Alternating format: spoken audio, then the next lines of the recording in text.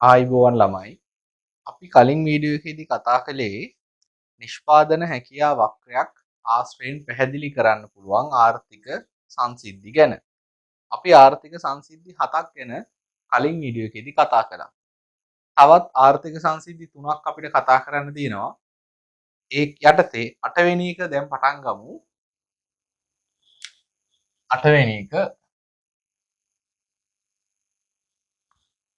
වර්තමාන සම්පත් පරිභෝජනය සහ අනාගත සම්පත් පරිභෝජනය අතර සම්පත් බෙදා හැරීම.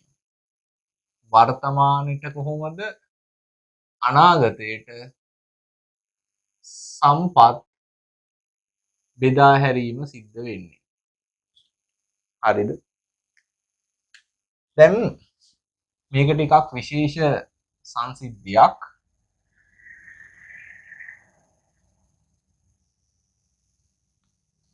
PPC විශේෂත්වය තමයි මේක අපිට කැමති භාණ්ඩ වර්ග දෙකක් අරගෙන පැහැදිලි කරන්න බෑ. මේකට අනිවාර්යයෙන්ම ගන්න ඕනේ භාණ්ඩ වර්ග දෙක විදිහට පාරිභෝජන භාණ්ඩ සහ ප්‍රාග්ධන භාණ්ඩ. දැන් මම කලින් උදාහරණයකට ගත්තේ කෘෂිකාර්මික කාර්මිකනේ. මම එතකොට නම් කිව්වා මේ මම ගන්න භාණ්ඩ දෙක කෘෂිකාර්මික කාර්මික වෙන භාණ්ඩ වර්ග දෙකක් ගන්නත් පුළුවන් කියලා. හැබැයි මේ වර්තමානයේ සහ අනාගතය අතර සම්පත් බෙදා හරින විදිහ පෙන්වන්න අපිට කැමති භාණ්ඩ දෙකක් අරන් බෑ. පරිභෝජන භාණ්ඩයි මේ ප්‍රාග්ධන භාණ්ඩයි අරන් විතරයි මේක පෙන්වන්න පුළුවන්. හරි. දැන් එතකොට දැනන් ඉන්න බෑ මොනවද පරිභෝජන භාණ්ඩ කියන්නේ? පරිභෝජන භාණ්ඩ කියන්නේ මොනවද? සහ ප්‍රාග්ධන භාණ්ඩ කියන්නේ මොනවද?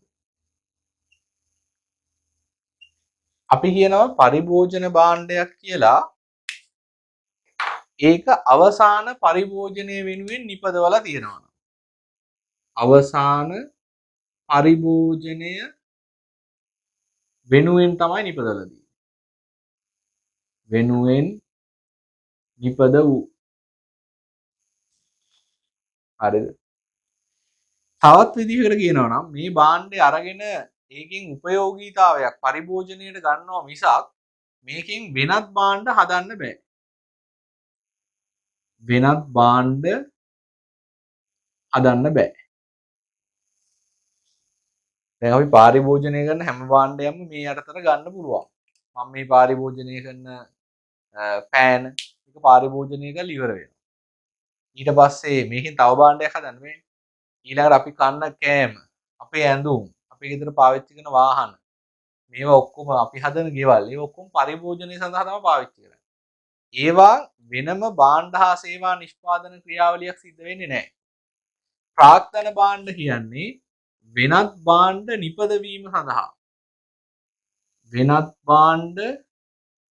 නිපදවීම සඳහා යොදා ගන්නා භාණ්ඩ. අපි ගත්තොත් බ්ලොග් ගාල් හදන මැෂින් එකක්. ඒකෙන් පරිභෝජනයක් කළ උපයෝගීතාවයක් ගන්න බෑනේ. ඒක හදලා තියෙන්නේ බ්ලොග් ගාල් හදන්න. හරිද? අපි ලොරියක් ගත්තොත් ලොරිය ගොඩක් වෙලාවට භාණ්ඩ හා සේවා එහාට මෙහාට අරන් යන්න පාවිච්චි කරන්නේ. එහෙම නැතුව මිනිස්සු ගමනාගමනට යන්නේ අපේ ගෙදර තියෙන වාහනය, බයිසිකලයක්, කාර් එකක්, වෑන් එකක්, ඒ වගේම ගොඩක් වෙලාවට පරිභෝජනයට අපේ ජීවිතයේ වැඩවලට තියන් ඉන්නේ. භාණ්ඩ හා සේවා නිෂ්පාදන සම්බන්ධ නැහැ. ලොරි, කන්ටේනර් අරගෙන යන වාහන, ඒ වගේ දේවල් නැව්, ගුවන් යාන ඒවා වෙනත් භාණ්ඩයක් හෝ සේවාවක් නිපදවීම සඳහා යොදා ගන්න. එතකොට මේවෙන් වෙනත් භාණ්ඩ හදන්න පුළුවන්. නිර්වචන මේකේ තියෙනවනේ. හරි. දැන් මේ දෙක අතර සම්පත් යෙදවීමෙන් වෙන්න පුළුවන් ප්‍රතිවිපාක මොනවද කියලා බලමු. අපි පාරිභෝජන භාණ්ඩයක් හරි ප්‍රාග්ධන භාණ්ඩයක් හරි මොකක් හරි හැදුවාම අපි හිතමු දැන් මේ 2021 නේ. අපි 2021 ඇතුලේ පාරිභෝජන භාණ්ඩ හැදුවත් ප්‍රාග්ධන භාණ්ඩ හැදුවත් ඒ දෙකෙන්ම වර්තමාන නිෂ්පාදනය වැඩි වෙනවා. වර්තමාන නිෂ්පාදනය වැඩි වෙනවා. මෙහෙම ලියමු.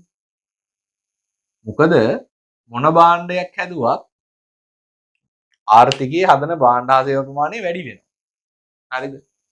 ප්‍රශ්නේ තියෙන්නේ අනාගත නිෂ්පාදනය ගැන.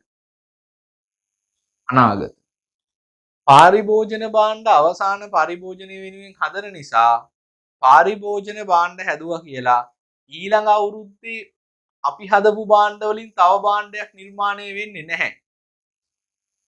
අපි ඇඳුම් හදලා වෙළඳපොළට ඉදිරිපත් කළොත් හරි මේ අවුරුද්දේ නිෂ්පාදනය වැඩි වෙනවා.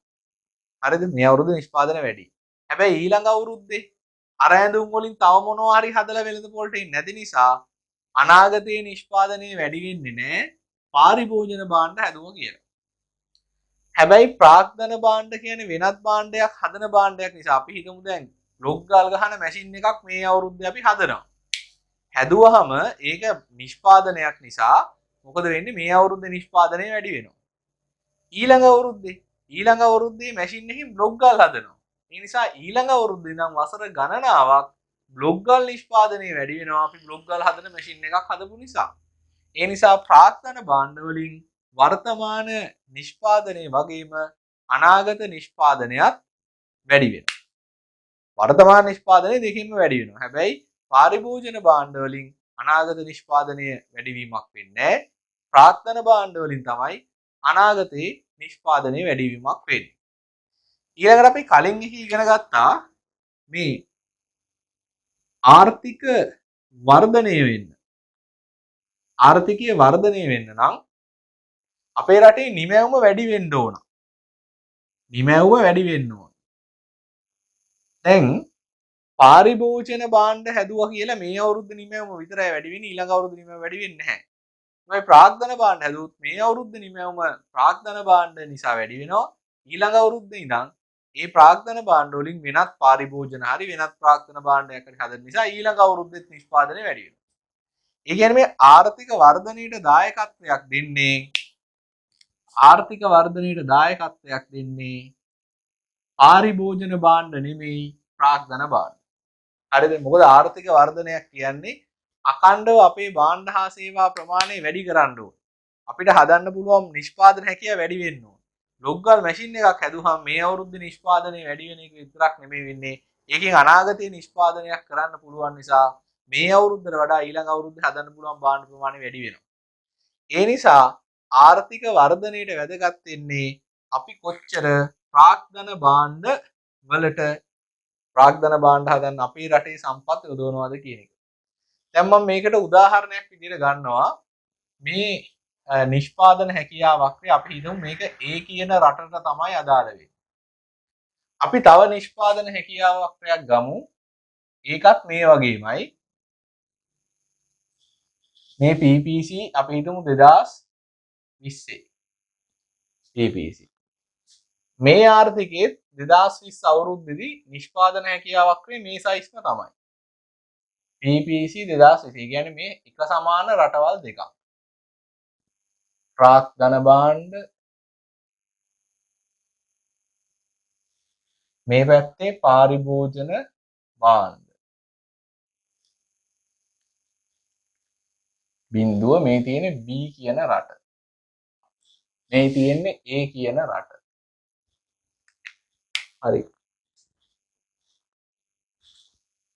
හරි. දැන් අපි ඉගෙන ගත්තා භාණ්ඩ වර්ග දෙකක් තියෙනවා.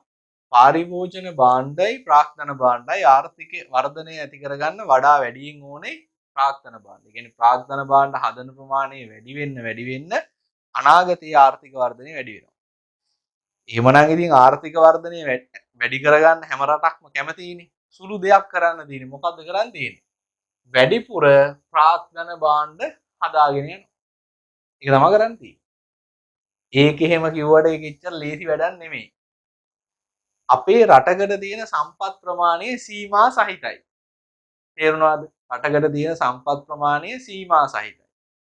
එතකොට මේ සීමිත සම්පත් තමයි ළමයි අපිට බෙදලා දෙන්න වෙන්නේ ප්‍රාග්ධන භාණ්ඩ හදන්නයි පරිභෝජන භාණ්ඩ හදන්නයි. හරි. අපි ප්‍රාග්ධන භාණ්ඩ හදන ප්‍රමාණය වැඩි කරනවා කියලා කියන්නේ ඒකේ තේරුම පාරිභෝජන භාණ්ඩ හදන්න යොදවන්න පුළුවන් සම්පත් ප්‍රමාණය මොකද වෙන්නේ? අඩු වෙනවා.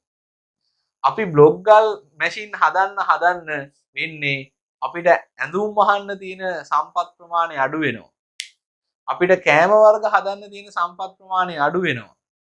අපිට හොඳ ජංගම දුරකථන හදන්න තියෙන ප්‍රමාණය අඩු වෙනවා. ලස්සන ආභරණ හදන්න තියෙන ප්‍රමාණය සම්පත් ප්‍රමාණය අඩු වෙනවා. අපි වැඩිපුර සම්පත් දාලා තියෙන යන්ත්‍ර හදන්න, කර්මාන්ත ශාලා හදන්න, යටිදාල පහසුකම් හදන්න, ප්‍රාග්ධනය හදන්න. හරිද? ඒ නිසා ප්‍රාග්ධනයේ සම්පත් යොදවන එක එච්චර ලේසි නෑ. මොකද ප්‍රාග්ධනයේ සම්පත් යොදවනකොට අපිට පාරිභෝජනය අඩු කරන්න වෙනවා. ඒ කියන්නේ පාරිභෝජනයෙන් තමයි අපිට තෘප්තියක් එන්නේ. උපයෝගීතාවයක් එන්නේ. මේ උපයෝගීතාවය අඩු කරගන්න අපි කවුරුත් කැමතිද? නෑනේ. අපිට අඳින්න තියෙන ඇඳුම් ප්‍රමාණය සීමා වෙනවට අපි කැමතිද? අපිට පරණ ජංගම දුරකථන පාවිච්චි කර ඉන්න වෙනවට අපි කැමතිද? එහෙම කැමති නෑ. අපි කැමතිනේ අලුත් උපාංග තියෙන උපකරණ එනවා නම් අපිට පරිභෝජනය කරන්න. ඒ නිසා රටකට ප්‍රාග්ධනයට සම්පත් යොදවන එක එච්චර ලේසි වැඩක් නෙමෙයි. හරිද?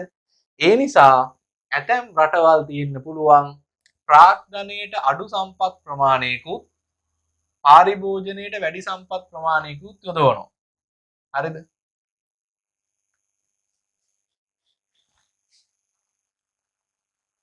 සංකේත ඕන විදිහකට දාගන්න. මේ රූපෙදි විතරක් මම පැහැදිලි කරන නිසා මේ සංකේතෙම දාන්න. දැන් මේ A කියන රට වැඩි සම්පත් ප්‍රමාණයක් පාරිභෝජන භාණ්ඩ හදන්න යොදවලා තියෙන්නේ. අඩු සම්පත් ප්‍රමාණයක් තමයි ප්‍රාග්ධන භාණ්ඩ හදන්න යොදවලා තියෙන්නේ. හැබැයි ඒ වගේම තව රටක් තියෙනවා B කියලා. මේ නිෂ්පාදන හැකියාව දෙක ආසන්න වශයෙන් සමානයි. කියන්නේ එක වගේ රටවල් දෙකක්. හැබැයි එයාගේ ලක්ෂණය එයා වැඩිපුර සම්පත් යොදවලා තියෙනවා ප්‍රාග්ධනය හදන්න. අඩු සම්පත් ප්‍රමාණයක් තමයි පාරිභෝජන භාණ්ඩ හදන්න යොදවලා තියෙන්නේ. හරිද? මේකේ ප්‍රතිවිපාකේ තමයි මෙයා ප්‍රාග්ධන භාණ්ඩ හදන්න අඩු සම්පත් ප්‍රමාණයක් යොදවලා තියෙන නිසා මෙයාට අනාගතයේදී හම්බෙන්නේ සාපේක්ෂව කුඩා ආර්ථික වර්ධනයක් 2030 දී. PPC 2030. ආර්ථික වර්ධනයක් නැතුව නෙමෙයි තියෙනවා. ඇයියත් ප්‍රාග්ධන භාණ්ඩ ටිකක් හදනවනේ. එයාගෙත් නිමැවුම අනාගතේ ටිකක් වැඩි වෙනවා. සාපේක්ෂව කුඩයි. හැබැයි මේ වගේ රටකට විශාල ආර්ථික වර්ධනයක් අත්පත් කරගන්න පුළුවන්. PPC 2030. ඕක තමයි මේකේ කතාව. ඒතර පාරිභෝජන භාණ්ඩයි ප්‍රාග්ධන භාණ්ඩයි නැතුව වෙන භාණ්ඩකින් මේක පෙන්වන්න බෑ. මේකේ ප්‍රායෝගික කතාවකුත් තියෙනවා අපිට හොඳට ඉගෙන ගන්න. අපිත් දැන් කියනවානේ රටක් විදිහට ශ්‍රී ලංකාව ඉන්නේ දියුණු වෙමින් පවතින රටක. අපි සෑහෙන කාලයක් එතන ඉන්නවා. අපි එතනින් එහාට දියුණු වෙලා නැහැ. අපි හැම වෙලෙම කියනවා අපි නිදහස ලබනකොට ජපානයේ අපි එක ළඟ හිටියේ. ඊට පස්සේ මේ කලාපේ දියුණු වෙලා තියෙන අනිත් ගොඩාක් රටවල් සිංගප්පූරුව වෙන්න පුළුවන්. ඊට පස්සේ මැලේසියා වෙන්න පුළුවන්. දැන් බංග්ලාදේශෙත් අපිව පහු කරගෙන ගිහිල්ලා තියෙනවා. ඒ රටවල් ඔක්කොම අපිට වඩා සෑහෙන පිටිපස්සෙන් හිටියේ. ඒ නිසා අපිත් කියනවා අපි ලංකාව ආර්ථික වශයෙන් සංවර්ධනය වෙච්ච රටක් බවට පත් කරන්න ඕන කියලා විවිධ දේවල් කරනවා. ආර්ථිකයේ වර්ධනය වෙන්න නම් මොන වගේ තත්ත්වයක ඉඳලා හරි අපි අපේ ප්‍රාග්ධන තොගේ ඉහළ නංවා ගන්න ඕනේ. හරිද? අපි බලාපොරොත්තු වෙන ඔය 106ක 107ක 108ක වගේ ආර්ථික වර්ධනයක් ළඟා කරගන්නම් අඩුම ගානේ මං කියලා දුන්න මේ ප්‍රාග්ධනය හදන්න නම් ආයෝජන ඕනේ. ආයෝජනට සල්ලි ඉන්නේ ඉතුරුම් වලින්. හරිද? ඒ ඉතුරුම් කියලා කියන්නේ පාරිභෝජනීය කැප කරන එකනේ. ඒක තමයි මෙතනත් කතා කරන්නේ. පාරිභෝජන භාණ්ඩ කැප කරලා තමයි වර්තමානයේ පාරිභෝජනීය කැප කරගෙන තමයි මේ වර්තමානයේ 2020 දී සම්පත් යොදවලා තියෙන්නේ මේ B කියන රට ප්‍රාග්ධනයට. මෙයා මෙච්චරක් X1 වගේ ප්‍රමාණයක් පාරිභෝජනය කරනවා. හරිද? හැබැයි එයා එච්චර මේ B කියන රට පාරිභෝජනයේ එච්චර සම්පත් යොදවලා නැහැ. මේ පේනවනේ මේ ඉතුරු ටික මෙයා යොදවලා තියෙන ප්‍රමාණයට වඩා මේ යොදවන ප්‍රමාණය අඩුයි. මේ ටික කැප කරගෙන තමයි මෙයා මේ ආර්ථික වර්ධනය ළඟා කරගෙන තියෙන්නේ. ඒ නිසා රටක් විදිහට අනාගත ආර්ථික වර්ධනයක් ළඟා කරගන්න නම් අපිට ඒකට සිද්ධ වෙනවා ප්‍රාග්ධන තොගේ ඉහළ නංව ගන්න. ඒකට වර්තමානයේ පාරිභෝජනය කැප කරන්න වෙනවා. ඊටාම සරලව කියනවා නම් වර්තමාන පරම්පරාව යම් කැපකිරීමක් කරලා ආයෝජන වැඩි කරලා ප්‍රාග්ධන තොගේ ඉහළ නැංවුවොත් තමයි රටක් දියුණු තත්ත්වයටපත් වෙන්නේ. ඔය අපි කතා කරන සිංගප්පූරුව ජපානය වෙන්න පුළුවන්. මොකද දෙවෙනි ලෝක යුද්ධයෙන් පස්සේ ජපානය ඉතාමත් ආර්ථික වශයෙන් පල්ලෙහා තැනක හිටියේ. සිංගප්පූරුව, මැලේසියාව, අද වෙද්දි බංග්ලාදේශය වගේ රටවල් උනත් වියට්නාමේ ඔය හැම රටක්ම ආර්ථික වර්ධනය ළඟා කරගෙන තියෙන්නේ එක පරම්පරාවක් එක කාලෙක හිටපු මිනිස්සු කරපු ඉතා දැඩි කැපවීමක් ඇතුළේ ඉඳගෙන. හරි. ඔයා ජපානයේ එහෙම ගැන තියෙන වාර්තා වැඩසටහන් එහෙම බලලා තිනවනම් ඊට ටික කාලයකට කලින් 1970 ගණන් වල 80 ගණන් වල වගේ මේ මිනිස්සු සෑහෙන මහන්සි වෙලා වැඩ කරලා තියෙනවා. හරිද? තමන්ගේ විවේකීය ගැන හිතන්නේ නැතුව කර්මාන්තවලට ඒ රටේ කර්මාන්ත දියුණු කරන්න තමන්ගේ ශ්‍රමදායකත්වයේ දීලා තියෙනවා. හරි? ඒ රටේ ඉගෙන ගත්ත කට්ටිය ඒ රටේ භාණ්ඩ සංවර්ධනය කරන්න සෑහෙන මහන්සි වෙලා වැඩ කරලා තියෙනවා. ඒ තමයි ඒ රට හදපු ප්‍රාග්ධනය. ඒ ප්‍රාග්ධනය තොගේ හරහා තමයි ඒගොල්ලෝ අද වර්තමානයේ සෑහෙන කාර්මීකරණයේ ප්‍රතිලාභ ලබාගෙන සෑහෙන දියුණු රටක් බවට පත් වෙලා තියෙන්නේ. අපිත් ආර්ථික වශයෙන් සංවර්ධනය වෙන රටක් බවට පත් කරන්න නම් හරිද? අපි පාලනය කරන කට්ටිය එහෙම නැත්නම් මේකේ තියෙන මේ අපි කියන්නේ සිස්ටම් එක විතරක් වෙනස් කරලා හරියන්නේ නැහැ.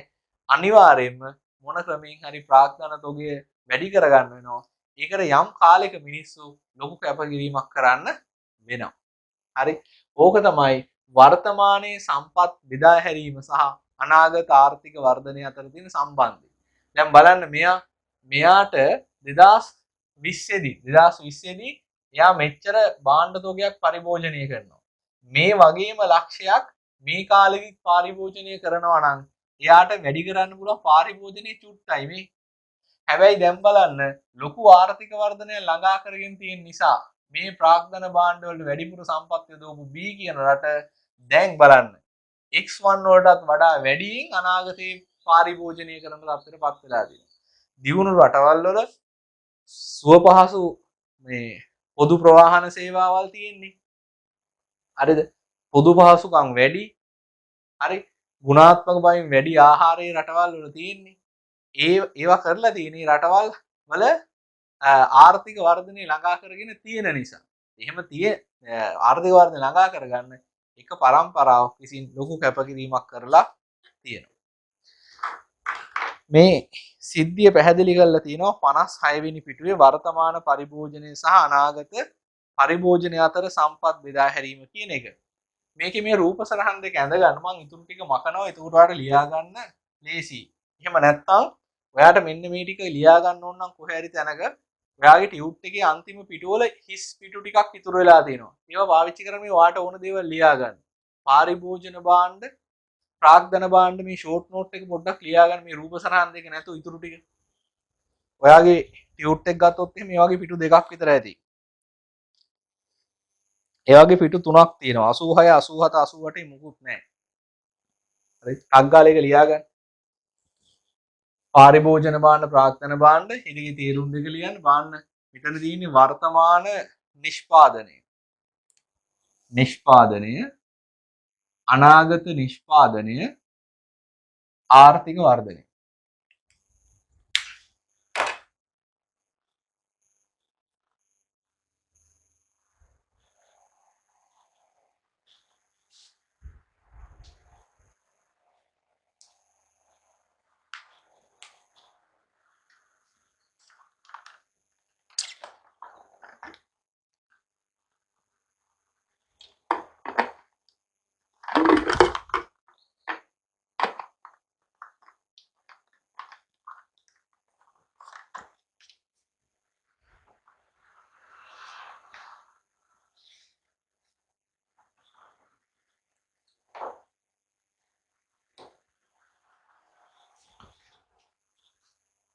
හරි.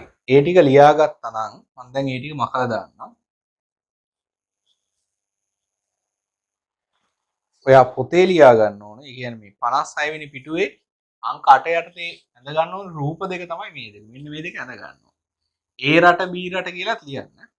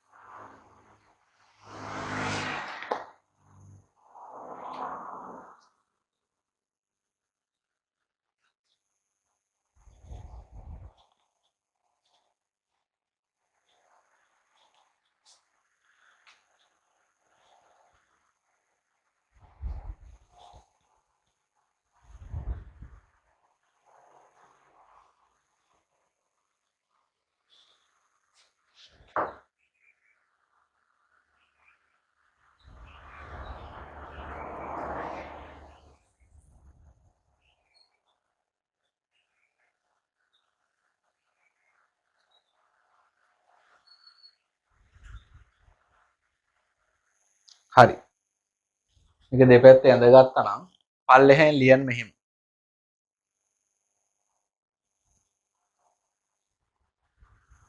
ලියන්න ආර්ථිකයකට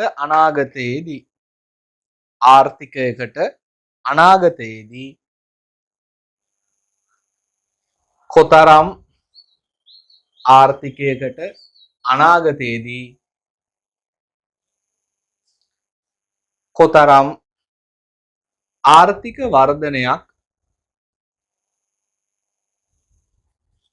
ආර්ථික වර්ධනයක් අත්පත් කරගත හැකිවන්නේද යන්න. කොතරම් ආර්ථික වර්ධනයක් අත්පත් කරගත හැකිවන්නේද යන්න.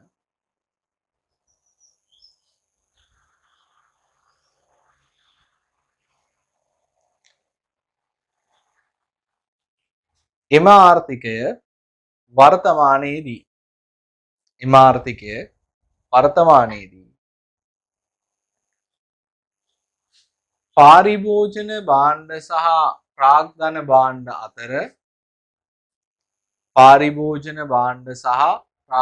භාණ්ඩ අතර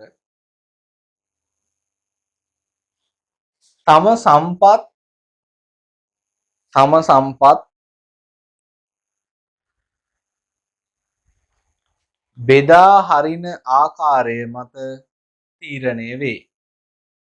බෙදා හරින ආකාරය මත තීරණය වේ.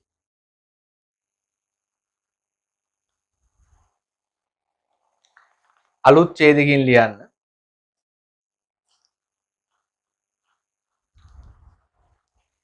පාරිභෝජන භාණ්ඩ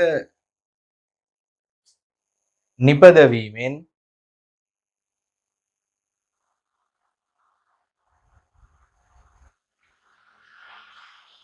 ඒක චුට්ටක් වෙනස් කරමු. පාරිභෝජන භාණ්ඩ යනු කියලා ලිය හදන්නේ. පාරිභෝජන භාණ්ඩ යනු පාරිභෝජන කටයුතු වෙනුවෙන් නිපදවන භාණ්ඩ වන අතර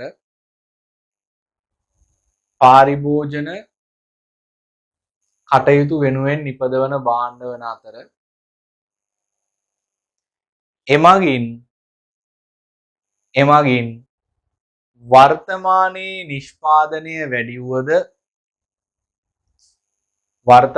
නිෂ්පාදනය වැඩි වුවද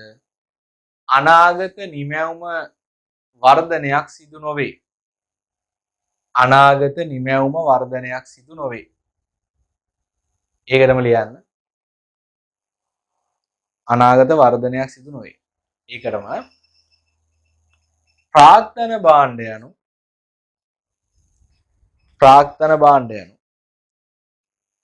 වෙනත් භාණ්ඩ නිපදවිය හැකි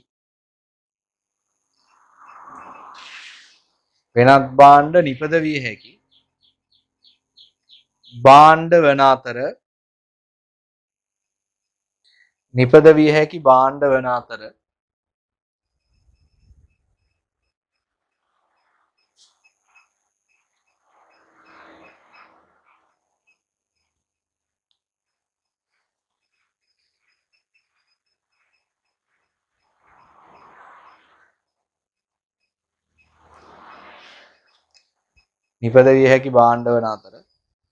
එමගින් වර්තමාන නිෂ්පාදනය මෙන්ම අනාගත නිමැවුමද වැඩි වේ.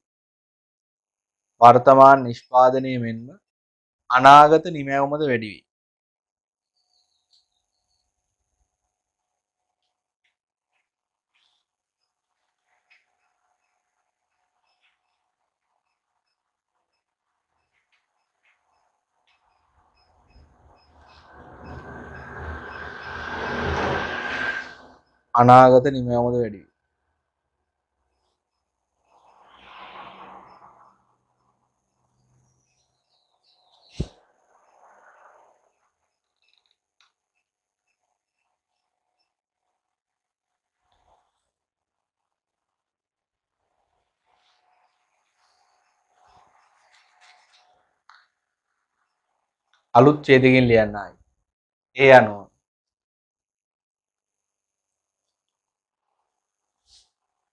සාපේක්ෂව වැඩි සම්පත් ප්‍රමාණයක් සාපේක්ෂ වැඩි සම්පත් ප්‍රමාණයක් ප්‍රාග්ධන භාණ්ඩ වෙනුවෙන්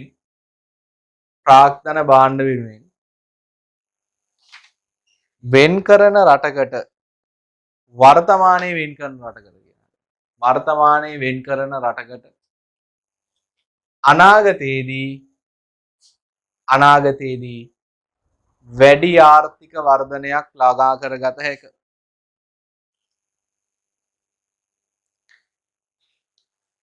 වැඩි ආර්ථික වර්ධනයක් ළඟා කරගත හැක.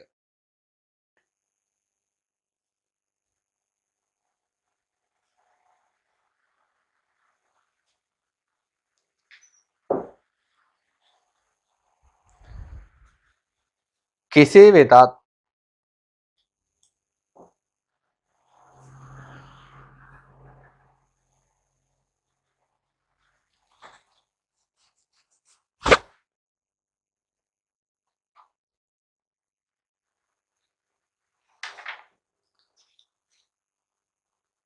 වර්තමානයේ වැඩි සම්පත් ප්‍රමාණයක්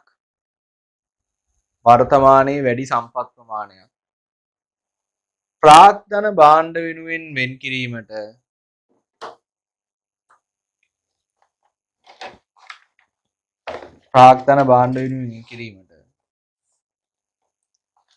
වර්තමාන පරිභෝජනය කැපකිරීමට සිදුවේ.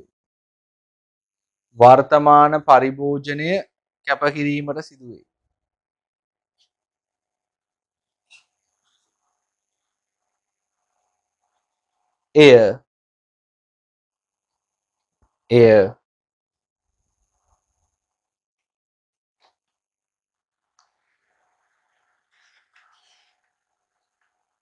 ප්‍රාග්ධන භාණ්ඩ නිපදවීමේ ආවස්තික පිළිවෙලයි.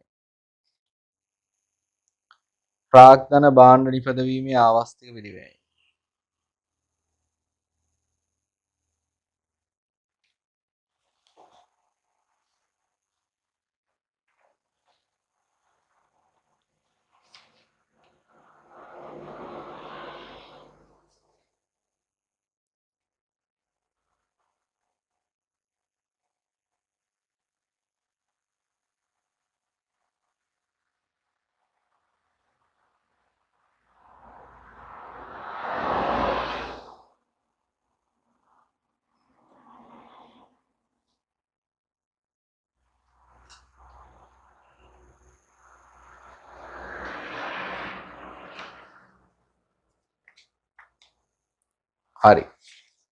7 වෙනි එක. 8 වෙනි එක කතා කරමු. 9යි 10යි මම එකට අරගන්න කතා කරන්න යන්නේ. අපි 7යි 8යි වලින් කතා කළේ ආර්ථිකයක නිමැවුම එන්න ප්‍රසාරණය වෙන එක ගැන. දැන් අපි කතා කරන්න යන්නේ නිමැවුම යම් අවස්ථාවක අඩු වෙන්නත් පුළුවන්ද කියලා බලන්න. නිමැවුම අඩු වෙන්නත් පුළුවන්. නිමැවුම අඩුවීමට සම්බන්ධ ප්‍රකාශන තියෙනවා නෙමෙයි. ආර්ථික විද්‍යාවේ වචන 3ක් තියෙනවා පාවිච්චි කරන. ඒ තුනේ අපි තේරුම අපි දැනන් ඉන්නවා. රූපේ පස්සේ යනිමු. එකක් ආර්ථික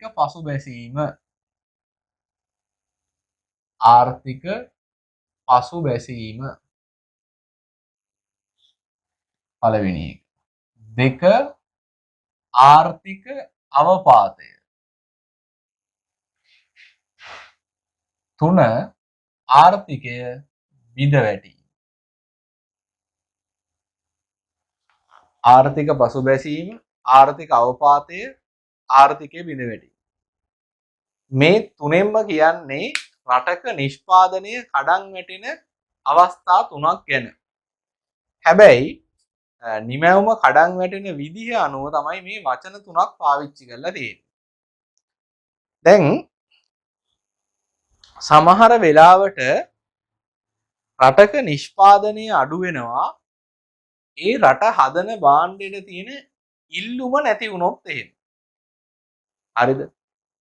ඔය රටක භාණ්ඩ ඔක්කොටම තියෙන ඉල්ලුමට ආර්ථික විද්‍යාවේ වචනයක් පාවිච්චි කරනවා සමාහාර ඉල්ලුම. මේ වචන දැම්ම ඔලුවට ගන්න එපා. ඒවා ඉස්සරහ පාඩම් වලදී හම්බ වෙනවා. දැන්ට මේ සරල අදහසෙන් යන්නකෝ. රටක් වැඩි වශයෙන් හදන භාණ්ඩ වලට තියෙන ඉල්ලුම අඩු වුණොත් එහෙම ඒ රටේ සමස්ත නිමැවුම අඩු වෙනවා. මොකද සමස්ත නිමැවුම වැඩි පංගුවක් තියෙන අර භාණ්ඩෙනේ. දැන් සරල උදාහරණයක් මම කියන්නම්. ඔය අපි කිව්වොත් එහෙම මැද පෙරදිග රටවල් වල ප්‍රධාන නිෂ්පාදනය වෙන්නේ khනිජ තෙල්. khනිජ තෙල්. දැන් COVID-19 පළවෙනි රැල්ල ආවනේ ගිය අවුරුදු පිට රටවල් වලට ආවා 2019 අන්තිම 2020 ජනවාරි වගේ ලංකාවේ අපි ඒ තත්ත්වය අත්දැක්ක මාර්තු වල වගේ. ඒ මාර්තු අප්‍රේල් මැයි වගේ කාල සීමාවේ අවුරුද්දේ පළවෙනි මාස 6 විතර ලෝකේ රටවල් ගණනාවක් ලොක්ඩවුන් කරලා තිබ්බා. හරිද? දැන් මැද පෙරදිග රටවල් වල ප්‍රධානම ආදායම් ප්‍රධානම නිෂ්පාදනය වෙන්නේ khනිජ තෙල්. එතකොට ලෝකේ රටවල් ඔක්කොම ලොක්ඩවුන් කළා තියෙද්දි මිනිස්සු ගමනාගමනය කරන්නේ නැහැ. හරිද? ව්‍යාපාර කටයුතු වෙන්නේ නැහැ. ගොඩක් කඩවල් වහලා තියෙන්නේ. ඔය ආහාර ද්‍රව්‍ය සපයන, ඖෂධ සපයන අය ඇරුණාම ඇඳුම් කඩවල්, විනෝද මේ වෙන තැන්, හරිද? ඒව හෝටල් ඔක්කොම වහලා තිබ්බේ. සංචාර කර්ම සිද්ධ වෙන්නේ නැහැ. ගුවන් යානා යන්නේ නැහැ. නැව් යන්නේ අඩුවෙන්. එතකොට ලෝකේ khනිජ තෙල් වලට තියෙන ඉල්ලුම මොකද වෙන්නේ? සෑහෙන අඩු වෙනවා. මොකද වාහන යන්නේ බෑ khනිජ තෙල් වලට ඉල්ලුමක් එන්නේ. එතකොට අර රටවල් වලට සිද්ධ වුණා තමන්ගේ khනිජ තෙල් නිෂ්පාදනය අඩු කරන්න. අඩු කරන්න සිද්ධ වුණේ ඇයි? ඒ රටේ භාණ්ඩ වලට තියෙන ඉල්ලුම අඩු වීම තුල. ඒතර රටේ තියෙන භාණ්ඩ ගොඩකට මේ තත්ත්වය ඇති වුණාම ඒ රටවල් රටේ තියෙන භාණ්ඩ ඔක්කොටම තියෙන ඉල්ලුමට අපි කියනවා සමාහාර ඉල්ලුම කියලා. සමාහාර කියන්නේ එකතු කරා කියන එක. යම් අවස්ථාවක සමාහාර ඉල්ලුම අඩුවීම නිසා නිෂ්පාදනය නැත්නම් භාණ්ඩ හා සේවා නිෂ්පාදනය කාර්තු දෙකක් හෝ ඊට අඩු කාලයක් කාර්තු දෙකක් හෝ අඩු කාලයක් පල්ලෙහාට යන එකට අපි කියනවා ආර්ථිකයේ පසුබැස්සා කියලා. හරිද? හේතුව වෙන්න ඕනේ සමාහාර ඉල්ලුම අඩු වෙන එක. සමාහාර ඉල්ලුම අඩු වෙන එක. මේ පසුබැසීම, ඒ කියන්නේ මේ නිෂ්පාදනය අඩුවීම මාස කාර්තුවක් කියන මාස කීයද? කාර්තුවක් කියන්නේ මාස 3යි. අවුරුද්දට කාර්තුව එතකොට 4යි. ඒතර මාස 3ක් කාර්තුවක් නම් කාර්තු දෙකක් කියන්නේ මාස 6ක් ඊට අඩු කාලයක්. නිෂ්පාදනය අඩු වෙන්න ඕනේ මාස 6ක් ඊට වඩා අඩු කාලයක්. හරිද? දැන් ඒ කියන්නේ මෙන්න මේ වගේ තත්ත්වයක්. අපි මේකට පොඩි රූපයක් අනින්න. මේක ආර්ථික විද්‍යා රූපයක් නෙවෙයි නිකන් මං අඳින්. අපි මේ පැත්තට දැම්මොත් නිමැවුම, මේ පැත්තට දැම්මොත් කාලය. හරිද? අපි හිතමු මේ තියෙන්නේ මාස. කාලය දාලා තියෙන්නේ මාස වලින්. 1යි 2යි 3යි 4යි 5යි 6යි 7යි 8යි 9යි මාස 9ක් තියෙනවා. හිතන්න යම් කාලයකදී නිමැවුම ඔන්න ක්‍රමයෙන් වැඩි වෙලා ගිහලා ඔන්න එකපාරට අඩු වෙන්න පටන් ගත්තා. ඔන්න දැන් අඩු වෙනවා. හිතන්න මේ පළවෙනි මාසේ තමයි අඩු වෙන්න පටන් ගත්තේ කියලා. දැන් ආර්ථික පසුබැසීමක් නම් මේ අඩුවීම තියෙන්න පුළුවන් මාස 6යි. ඒ කියන්නේ මේ හරියදී නැවත උඩට එන්න ඕනේ. කොහොම උඩට යනවා? දැන් එතකොට මේක පටන් ගත්තා මාස පළවෙනි මාසෙදී අඩු වෙලා නැවතිලා දිනවනේ 4 වෙනි මාසේ. එතකොට මෙතන තියෙන්නේ මාස 3යි. එහෙනම් සමාහාර ඉල්ලුම අඩුවීම තුල නිෂ්පාදනය අඩු වෙලා තියෙන්නේ මාස 3යි. එහෙනම් මේක මොකද්ද? ආර්ථික පසුබැසීම. හරිද? ආර්ථික අවපාතය කියලා කියනවා සමාහාර ඉල්ලුම අඩුවීම නිසා නිෂ්පාදනය කාර්තු 4කට වඩා වැඩි කාලයක් අඩු වුණා. ඒ කියන්නේ මේ අඩුවීම මෙතනින් නවතින්නේ නැහැ. කාර්තු 4ක් කියන්නේ කාර්තුවකට මාස 3යි නම් යන්න ඕනේ අවුරුද්දක් වෙනකම්. මේක මෙහෙම දිගටම අඩු වෙගෙන යනවා. ඔන්න අවුරුද්දයි මාස 5ක් විතර ගියාට පස්සේ ඔන්න ආයි නැගිටින්න පටන් ගන්නවා. අන්න එහෙමනම් ඒක අපි කියනවා ආර්ථික අවපාතයක් කියලා. පැහැදිලිද කතාව? ආර්ථික අවපාතයක් කියලා කියන්නේ ආර්ථු 4කට වඩා වැඩි කාලයක් මේක තිබ්බොත් එහෙම. හරි. දැන් මම තව ප්‍රශ්නයක් අහනවා. හිතන්න මම මේ මලවෙනි මාසේ කියලා දාලා තියෙන්නේ. ඔයා හිතන්න 2020 මාර්තු කියලා. අපිට කොවිඩ් දැනුනේ ඒ කාලේ. ලොක්ඩවුන් කළේ ඒ කාලේ. හරිද? දැන් ඔන්න ලංකාවේ නිෂ්පාදනයේ වැඩි වේගෙන අඩු වේගෙන යනවා. හරිද? තුන්වෙනි මාසෙදී ඔයාට කියන්න පුළුවන්ද? දැන් තුන්වෙනි මාසේ කියන්නේ මාස දෙකක් එක දිගටම නිෂ්පාදනය අඩු වෙලා. මේ තුන්වෙනි මාසෙදී ඔයාට කියන්න පුළුවන්ද ලංකාව මුහුණ දීලා ඉන්නේ ආර්ථික අවපාතයකටද එහෙම නැත්නම් ආර්ථික පසුබැසීමකටද කියලා? එහෙම කියන්න බෑ. හරිද? එහෙම කියන්න බැරි ඇයි? මේක මාස 6ක් ඇතුළත නැවත උඩට ගියොත් ඒක ආර්ථික පසුබැසීමක්.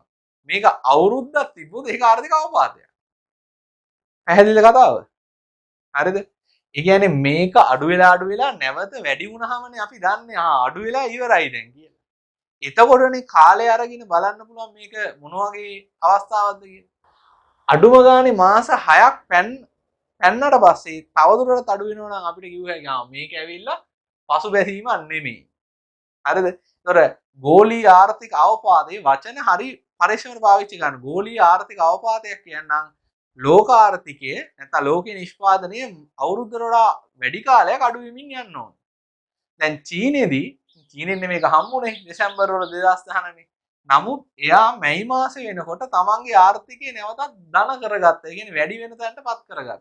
ඒ කියන්නේ මේ අඩුවීම නිමා කරගත්තා. ඒකෝර එයාට ඇත්තටම මේක ආර්ථික පසුබැසීමක්. හැබැයි ලෝකේ සමහර රටවල් වලට තාම තමන්ගේ ආර්ථිකය නැවත හිටපු තැනට ගෙන්න ගන්න බැරි වෙලා තියෙනවා. දැන් 2020 ලංකාවේ ආර්ථිකය ඍණ. ඒ කියන්නේ අවුරුද්දකට වඩා වැඩි කාලයක් ආර්ථිකය පස්සට ගිහිල්ලා, ඒ කියන්නේ පල්ලෙයට ගිහිල්ලා අපිට ඒක ආර්ථික අවපාත. හරිද? ආර්ථික බිඳවැටීමක් කියලා කියන්නේ ආර්ථික අවපාතයේ දරුණු අවස්ථාවක්.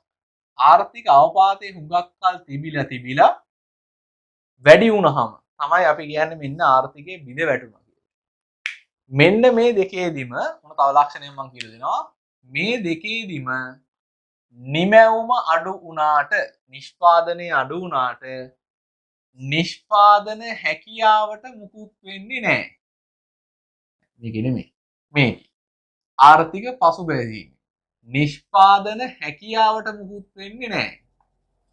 ඒ කියන්නේ මාස 6ට හෝ ඊට වඩා අඩු කාලයක් නිෂ්පාදනය නොකලා කියලා කර්මාන්ත ශාලාව වහලා දාන්නේ නැහනේ. ඒ කියන්නේ නිෂ්පාදනයේ අඩුයි තමයි නමුත් හැකියාවට මුකුත් වෙලා නැහැ. අර ටැංකිය ආයිගම් මේ ටැංකියේ ලීටර් 100ක් දාන්න පුළුවන්. හැබැයි ලීටර් 100ක් ඉල්ලන්නේ නැති හින්දා මේ දවස්වල තියෙන්නේ ලීටර් 25යි. හැබැයි ලීටර් 100 දාන්න බැරිද මේකේ තාම? පුළුවන්. හැබැයි අවුරුද්දකට වඩා මේක දිග්ගැස්සුනොත් මොකද වෙන්නේ? මේ ටැංකිය පාවිච්චි කරන්නේ නැතුව තිබිලා මේ ටැංකිය නැවත භාවිතා කරන්න බැරි තත්ත්වෙට එනවා. පැහැදිලිද? ඒතර මේ අවස්ථා දෙකේදී මොන අවස්ථා දෙකේද? අවපාතයේ සහ බිඳවැටීමේදී මේකේ නිෂ්පාදන හැකියාව නොවෙනස්ව තියෙනවා. නිෂ්පාදන හැකියාව පිරිහෙනවා. හරිද? ආර්ථිකයේ බිඳවැටීම කියන තත්ත්වයට අපි මුහුණ දෙන්නේ උදාහරණයක් විදිහට ඔය යුද්ධයක් වගේ තියෙන කාලයක. ලංකාවේ යුද්ධයක් තිබ්බනේ 2009 වෙනකන් එක දිගට අවුරුදු 30ක් විතර. ඒ යුද්ධේ තියෙන කාලෙදී යුද්ධේ තියෙන පැතිවල තිබ්බ කර්මාන්ත ශාලා වැඩ කළේ නැහැ. ඒ පැතිවල තිබ්බ පාරවල් හැදුනේ නැහැ. ඒ පැතිවල භාණ්ඩ හා සේවා නිපදවන කර්මාන්ත ශාලා දාන්න කවුරුත් ගියේ නැහැ. ඒ නිසා අවුරුදු 30ක් ඒ පැත්ත නිෂ්පාදනයේට දායක නොවී තිබුණා. ඒ වගේ අවස්ථාවකදී යුද්ධේ නිමා වුණත් නැවත අවුරුදු ගණනාවක් යනකම් ඒක යථාර්ථයට පත් කරන්න අමාරුයි. මොකද නිෂ්පාදනය අඛණ්ඩව අඩු වෙලා ඒක දරුණු තත්වයකට ගිහිල්ලා. ඒකට තමයි ආර්ථික බිඳවැටීමක් කියලා කියන්නේ. මෙහෙම තත්වයක රටක් ආවොත් ගොඩ ගන්න හරි අමාරුයි. ආර්ථික අවපාතකින් නම් අපිට කොහොම හරි සැලසුම් කරලා ගොඩ එන්න පුළුවන්. ඔය තමයි අපි ඊළඟ කොටසේදී ඉගෙන ගන්න යන සංකල්ප තුන. ආර්ථික පසුබැසීමයි, අවපාතයයි, බිඳවැටීමයි. දැන් මේක නිෂ්පාදන හැකියාවක් වලින් පෙන්වන්න එපා. ආර්ථික පසුබැසීමකදී නිෂ්පාදන හැකියාවට මුකුත් වෙන්නේ නැති නිසා මේකත් කැමති භාණ්ඩ ටිකක් දාගන්න. කාර්මික භාණ්ඩ, කෘෂි භාණ්ඩ. කෘෂි භාණ්ඩ නිෂ්පාදන හැකියාවට මුකුත් වෙන්නේ නැති නිසා වෙන්නේ නිෂ්පාදනය අඩු වෙන එක. ඒ කියන්නේ ආර්ථික පසුබැසීමක් තියෙනවා කියන්නේ අපි තමන් අපේ ධාරිතාවෙම වැඩ කරන්නේ නැහැ. බැංකින් භාගයයි පුරවලා තියෙන නිසා ඒ මේකෙත් ආර්ථික අවපාතයක් ඇති වුණොත් ආර්ථික අවපාතයක් තියෙනවා නම් ඒක ඒකෙන් පෙන්නනවා. දැන් නම් ආර්ථික අවපාතය ඇති උනේ අපි අර සේවා වියුක්තියදී වගේ ආර්ථික අවපාතය දැන් නම් ඇති උනේ B සිට A දක්වා ඇතුළට ලක්ෂය ගමන් කරවලා පෙන්වනවා. ඊළඟට ආර්ථික අවපාතෙදී නිෂ්පාදන හැකියාව පිරිහෙනවා අඩු වෙනවා. ඒ හින්දා මොකද වෙන්නේ? කෘෂි භාණ්ඩ මේදී නිෂ්පාදන හැකියාවක් වේ. නිෂ්පාදන හැකියාව වැඩි වුණා මත ආර්ථික වර්ධනය. ඒතර මොකද උනේ? දකුණට විතැන්වනවා. දැන් නිෂ්පාදන හැකියාව පිරිහිලා අඩු වෙලා තියෙන්නේ. PPC 1 දක්වා වමට විතැන් වෙනවා. ආර්ථික බිඳවැටීමක් වුණොත් මේක තව ටිකක් වමට විතැන් වෙනවා. හරිද? ඒකෙදි වෙන්නේ එකම දේ වමට විතැන් වෙන එක ආර්ථික අවපාතයකට වඩා වැඩිපුර වමට විතැන් වෙනවා ආර්ථික බිඳවැටීම. හරි. ලියාගමු. ආර්ථික පසුබැසීමේ මුලින්ම මෙන්න මේ රූපය අඳින්න. මේක නෙමෙයි. මේ රූපය අඳින්න ඇතුළත ලක්ෂයකට එන්න.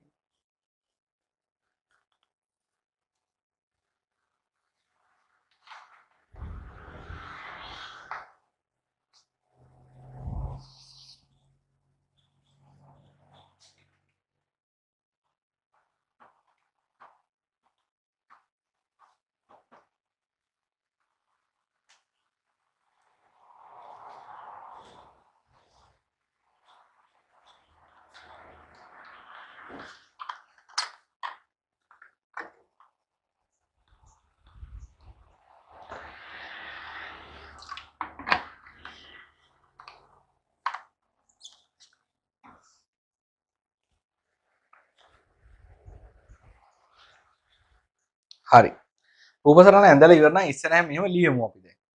ලියන්න ආර්ථික පසුබැසීම කියන එකේ සමාහාර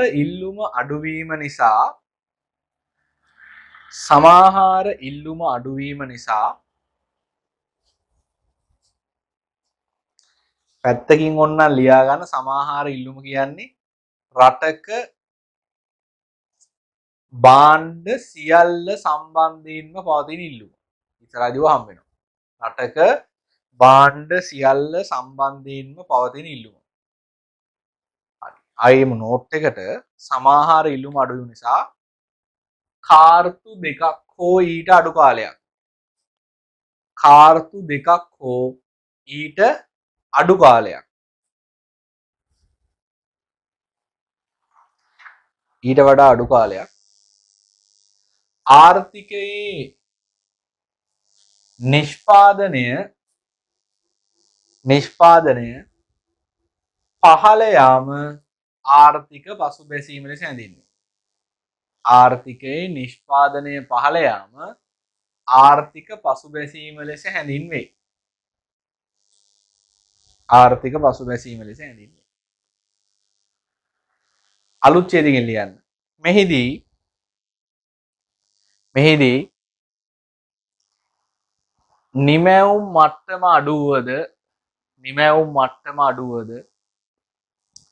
නිමැවුම් මට්ටම අඩුවද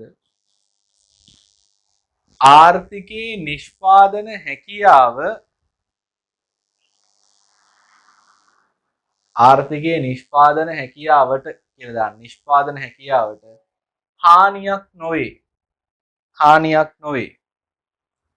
ආර්ථිකයේ නිෂ්පාදන හැකියාවට හානියක් නොවේ.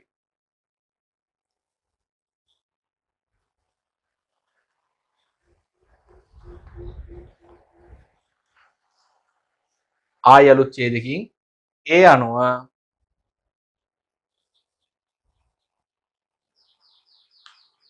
ආර්ථික පසුබැසීමකදී PPC වක්‍රයට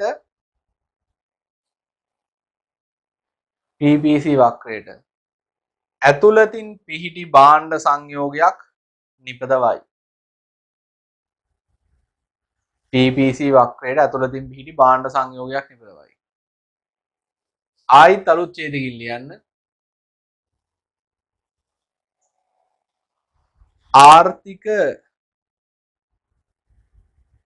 පසුබැසීමක් පැවතීම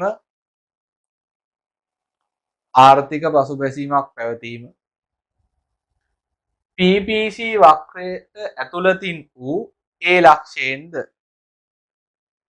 PPC වක්‍රයට ඇතුළතින් වූ ඒ ලක්ෂයෙන්ද ආර්ථික පසුබැසීමක් හට ගැනීම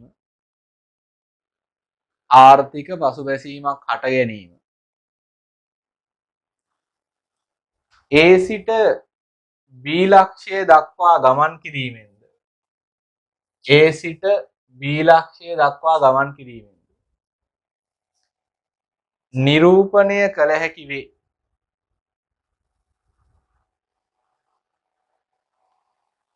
නිරූපණය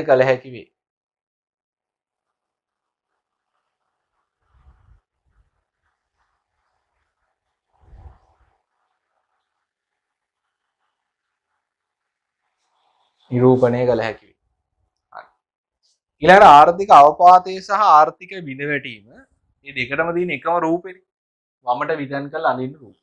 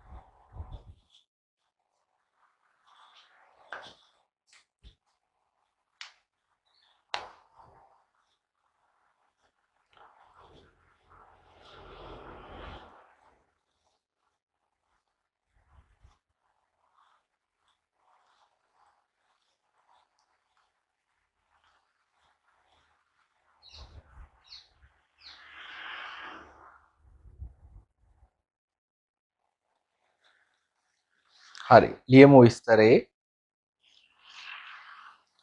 ලියන්න. සමාහාර ඉල්ලුම අඩුවීම නිසා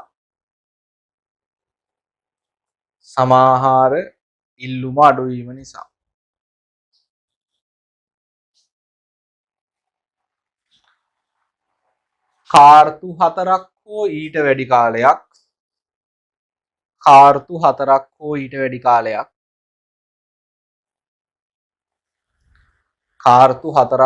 වැඩි කාලයක් අඛණ්ඩව නිමැවුම සංකෝචනය වීම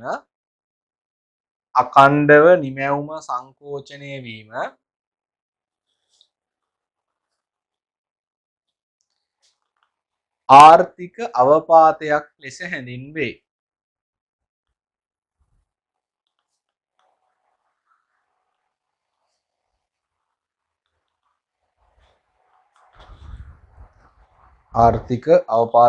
හැඳින්වේ. මෙහිදී ඇතිවන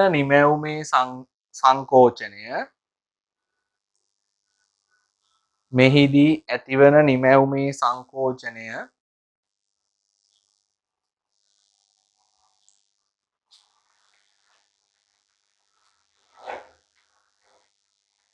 ස්ථීර තත්වයක් ලෙස සලකන අතර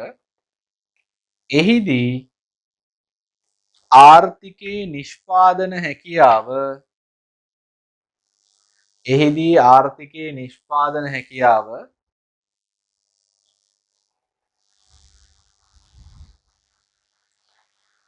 පිරිහේ. නිෂ්පාදන හැකියාව පිරිහේ. ඒ අනුව අලුත් ඡේදකින් ඒ අනුව ආර්ථික අවපාතයකදී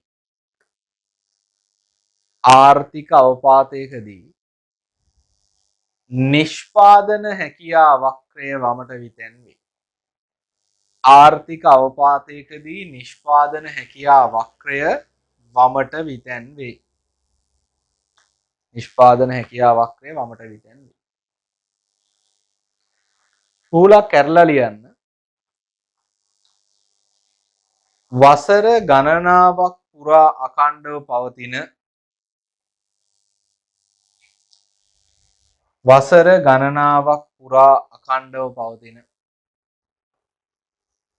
දරුණු ආර්ථික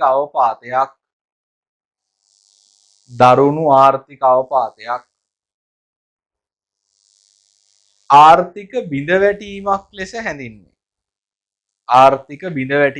හැඳින්වේ.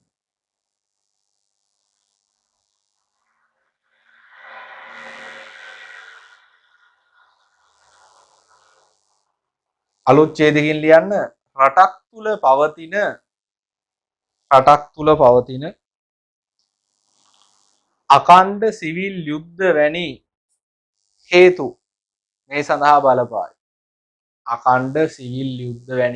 සඳහා බලපායි. ආය අලුත් ඡේදකින් මෙහිදී තවදුරටත් නිෂ්පාදන හැකියා වක්‍රය වමට විතැන්වේ.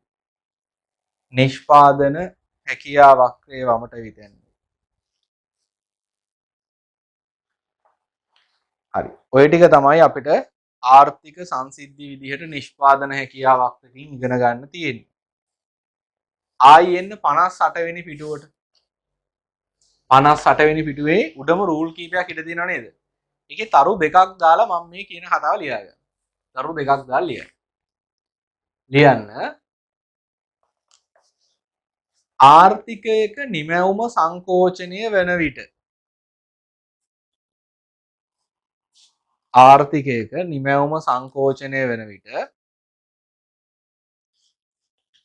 එය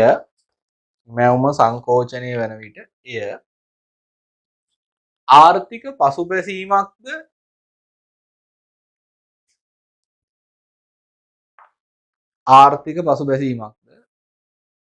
ආර්ථික අවපාතයක්ද යන්න නිශ්චය කර ගැනීමට නම්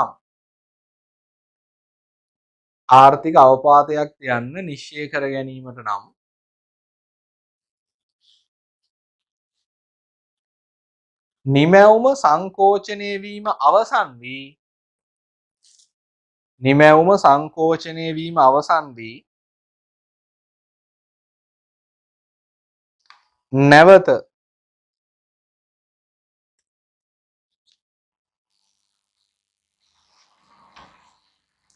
නැවත නිමැවුම වැඩි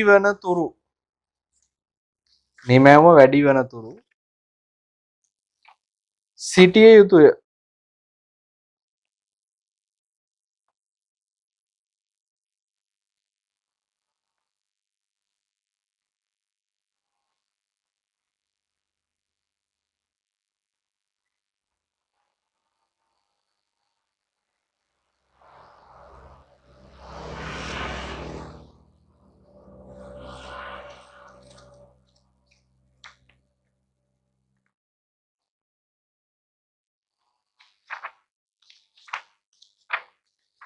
එහිදී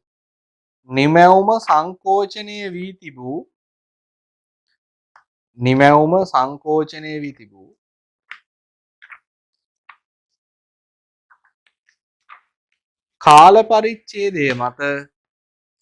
කාල පරිච්ඡේදය මත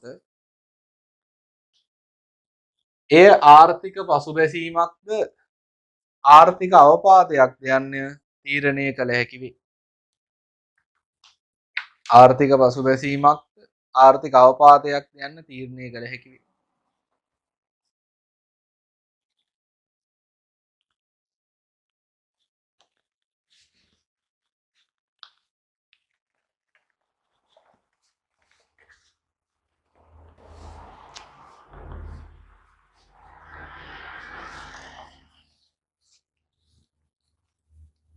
හරි. නිෂ්පාදන හැකියා වක්‍ර සම්බන්ධයෙන් ওই ටික තමයි උගන්වන්න තියෙන්නේ. ඊළඟට ප්‍රශ්න ටික මම කරන්න කිව්වනේ. ඒකෙදි ප්‍රශ්නවල පොඩි වෙනස්කම් කීපයකුත් තිබ්බා. මම ඒ ටික ෆොටෝස් වලින් ගෲප් එකකට දැම්මා. ඒ ටික හදාගෙන මම හිතනවා දැන් උත්තර ලියලා ඇති කියලා පුළුවන් ප්‍රශ්නවලට. අපි ප්‍රශ්න ටික සාකච්ඡා කරමු. 27 වෙනි ප්‍රශ්නය.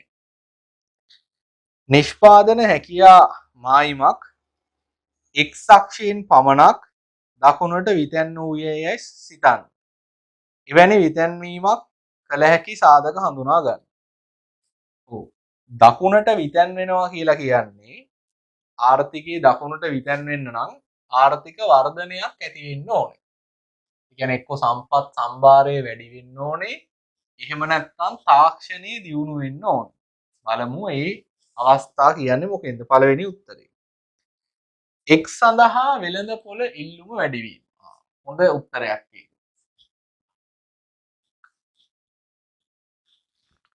නිෂ්පාදන හැකියා වක්‍රයකින් ළමයි පෙන්වන්න පුළුවන් ආර්ථිකයේ භාණ්ඩ හා සේවා නිපදවන ප්‍රමාණයන්ගේ වෙනස විතරයි. මේ භාණ්ඩ වලට තියෙන ඉල්ලුම, භාණ්ඩ වලට තියෙන සැපයුම, භාණ්ඩවල මිල ඒවා මේකෙන් පෙන්වන්න බෑ. මේකෙන් පෙන්වන්නේ නිෂ්පාදන හැකියාවනේ. නිෂ්පාදන හැකියාවක් වෙන පෙන්වන්නේ භාණ්ඩ වර්ග දෙකකින් නිෂ්පාදනය කරන්න පුළුවන් ප්‍රමාණ දෙක. ඒ නිසා මේ අනෙක් විචල්යන් දාලා ප්‍රශ්න ඇහුවට ඒවා නිෂ්පාදන හැකියාවක් වෙන පෙන්වන්න බෑ. හැබැයි ඒවා පටලවන්න විභාගෙදී කියනවා භාණ්ඩයක ඉල්ලුම වැඩි වෙන එක පෙන්වන්න කියලා නිෂ්පාදන හැකියාවක් වෙයි. පෙන්වන්න බෑ. පැහැදිලි? මේක ඒකට අදාළ එකක් නෙමෙයි. එහෙනම් වෙළඳපොළ ඉල්ලුම ඉහළ යාම අපිට වැඩක් නැහැ. හැබැයි මෙහෙම එකක් වෙන්න පුළුවන්. වෙළඳපොළ ඉල්ලුම වැඩි වෙච්ච නිසා වැඩියෙන් හැදුවා නම් අන්න වැඩියෙන් හදපු එක පෙන්වන්න පුළුවන් නිෂ්පාදන හැකියාවක්. ඒ නිසා උත්තරවලදී පරිස්සම් වෙන්න. X කර්මාන්තයේ භාවිතාන යෙදවුම් වල පිරිවැය. යෙදවුම් වල පිරිවැය කියන්නේ මිලක් නේ ඒකේ. පිරිවැය කියන්නේ භාණ්ඩේ මිලක්. ඒක පෙන්වන්න බෑ. X කර්මාන්තයේ වැඩි දියුණු කළ තාක්ෂණයක් යොදා ගැනීම. තාක්ෂණය යොදා වැඩි දියුණු කරා කියන්නේ වැඩිපුර භාණ්ඩ ටිකක් හදන්න පුළුවන්. ඒතකොට X පැත්තෙන් දකුණට විතර යනවා. ඒක හරි. Y කර්මාන්තයේ සිට X කර්මාන්තයට සම්පත් මාරු වීම. මේ මොකද්ද? ඒකේ උත්තරේ වැරදි. නමුත් මොකද්ද එතනින් කියන්නේ? ඉස්සරහට අපිට මේ ඕන වෙන්න පුළුවන්. මේ කියන්නේ මේකයි. මේ දිනේ X භාණ්ඩය. මේ දිනේ Y භාණ්ඩය.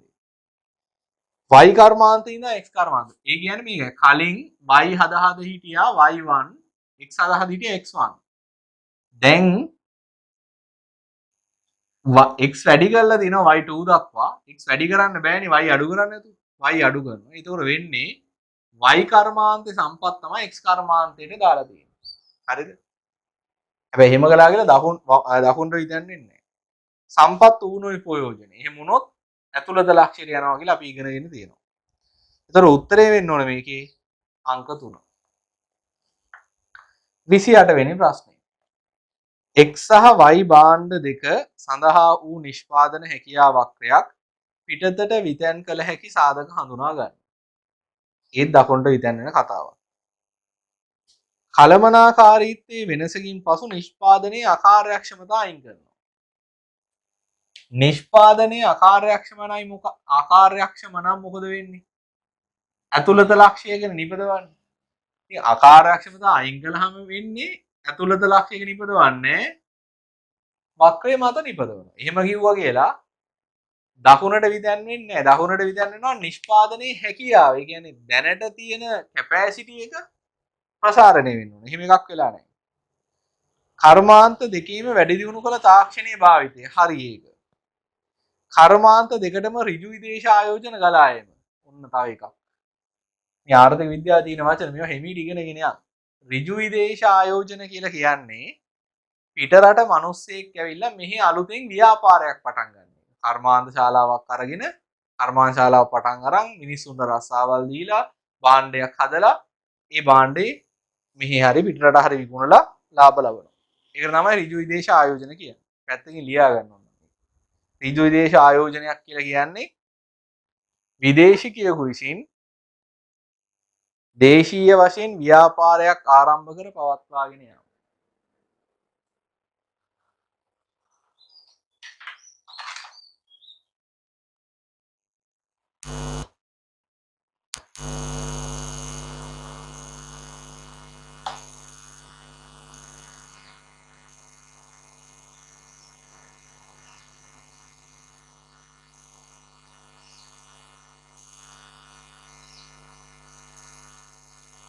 හරි.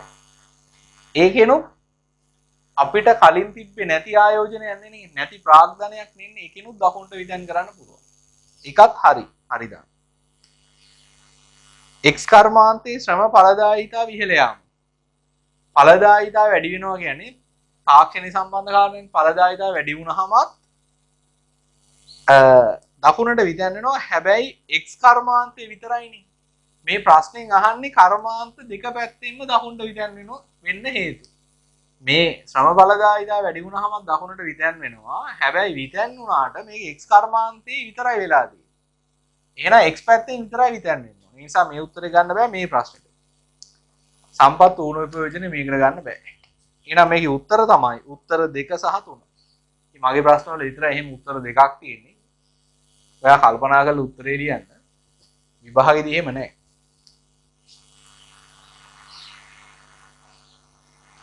හරි.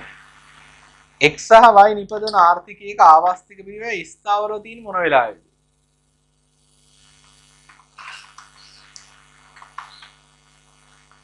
හරි. ඒ පළවෙනි එක x සහ y සමීපාදේශක වේ. එහෙම එකක් අපි දන්නේ නැහැ. x ඒකකයක් නිපදවීම සඳහා කැප කළ යුතු y ඒකක ප්‍රමාණය නොවෙනස්ව තියෙනවා. x ඒකකයක් නිපදවන්න අවශ්‍ය y ඒකක. හරිද? ඒතර කැප කරපු එකක කියන්නේ ආවස්තික පිරිවැයනේ. ඒක නොවෙනස්ව තියෙනවා කියන එක තමයි ස්ථාවර ආවස්තික පිරිවැය කියන එක. හරි. නිෂ්පාදන හැකියාව සරල රේඛාවක් වේ. හරිනේ. භාණ්ඩ දෙකෙහිම සැපයුම් වක්‍ර අපි දන්නේ නැහැ. ස්ථාවර පිරිවැය ගැන අපි දන්නේ නැහැ. උත්තරේ 2 සහ 3. 2 සහ 3.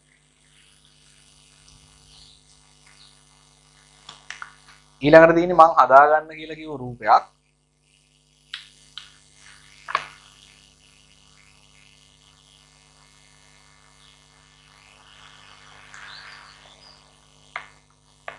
මේකේ වක්‍රයේ මත ලක්ෂයක් තියෙනවා.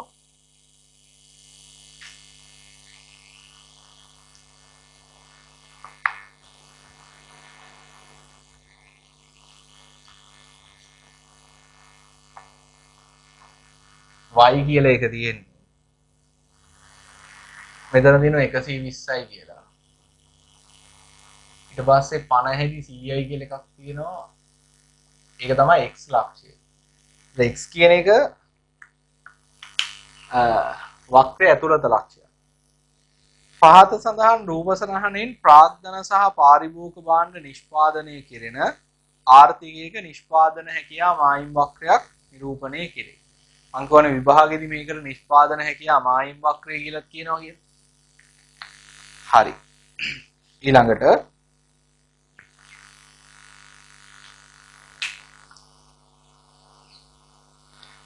මෙම ආර්ථිකය තම නිෂ්පාදන මට්ටම x අක්ෂයේ සිට y ලක්ෂය දක්වා විතයන් කරනු ලැබුවොත් සාමාන්‍ය ලක්ෂ්‍ය විතයන් වෙනවා කියන්නේ මෙතන මේ වචනේ තිබ්බට ලැබුවොත් මොකද කියනවා වෙන්නේ?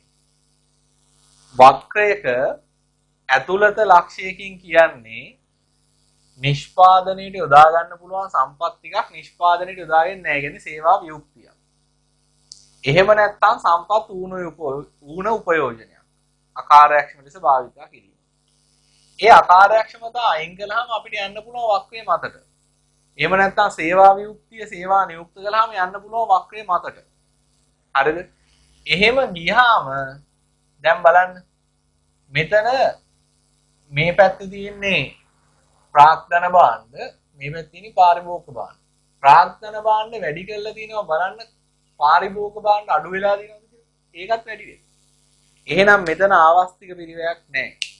මේක තමයි මං කිව්වේ අර ආවස්තික පිරිවැය ශූන්‍ය වෙන අවස්ථාවකට පොදු සේවා වියුක්තිය කියලා. මෙතන භාණ්ඩ හදන්න ඕන සම්පත් ටිකක් සේවා වියුක්ත වෙලා තියෙනවා. ඒ සේවා වියුක්ත සම්පත් සේවා නියුක්ත කළා කියලා කිසිම නිෂ්පාදනයකින් භාණ්ඩ අඩු වෙන්නේ නැහැ. ඒ නිසා ආවස්තික පිරිවැයක් නැහැ කියන එක තමයි උත්තරේ මේකේ. ප්‍රාග්ධන භාණ්ඩ 70ක ආවස්තික පිරිවැයක් බොරු. පාරිභෝගික භාණ්ඩ 250ක් ඒත් බොරු. සේවා වියුක්තියේ වැඩිවීමක් නැහැ. වියුක්තිය අඩු වෙලා තියෙන්නේ නියුක්තිය තමයි වැඩි වෙලා තියෙන්නේ. ආවස්තික පිරිවැයක් ඇති නොවේ. හරි. පාරිභෝගික භාණ්ඩ නිෂ්පාදනාංශය විසින් ප්‍රාග්ධන භාණ්ඩ නිෂ්පාදනය කරා මාරු වීමක් සිදු වෙ. එහෙම වෙලා නැහැ. එකක් අඩු වෙලා වැඩි වුණොත් තමයි සම්පත් මාරු වෙලා කියන්නේ. මේකේ දෙකම වැඩි වෙලා. හරි උත්තර 1යි 4. හරි. ඊළඟ එකෙත් හදාගන්න එකක් තිබ්බා.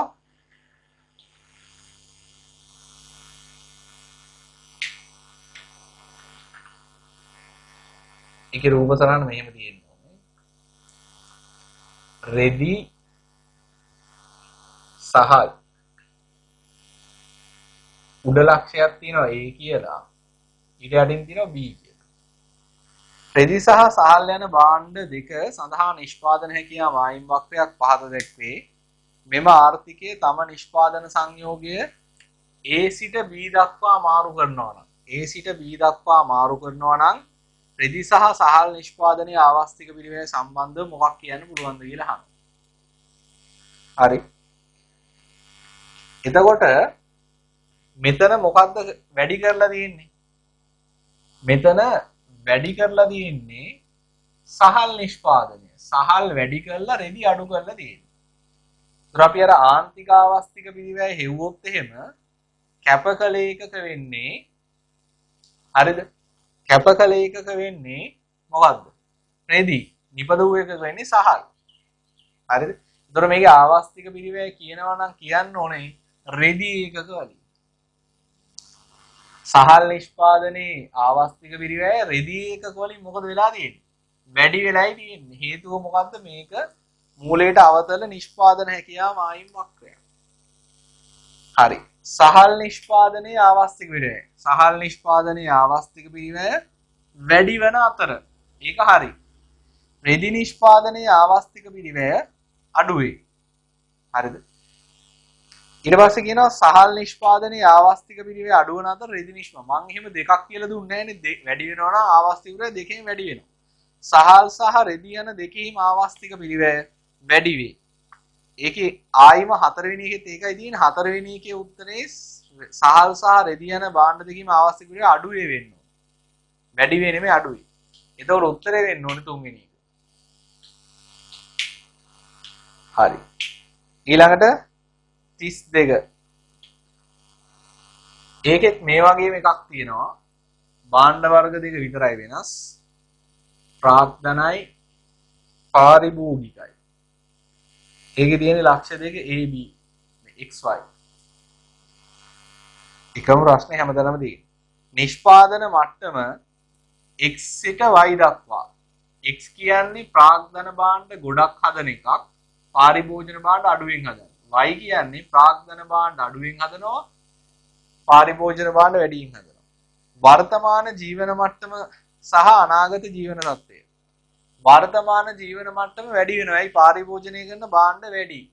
අනාගත ජීවන මට්ටම අඩු වෙනවා. හේතුව ප්‍රාග්ධන භාණ්ඩ අඩුවෙන් හදන. උත්තරේ මොකද්ද? වර්තමානයේ වැඩි වේ, අනාගතයේ අඩු වේ. තුන තමයි උත්තරේ.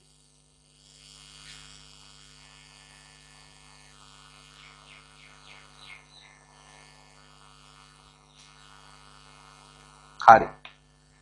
ඊළඟට කියනවා කිසියම් ආර්ථිකයක් පෞද්ගලික සහ පොදු භාණ්ඩ දෙවර්ගයේම නිපදවන බව සිතන්න.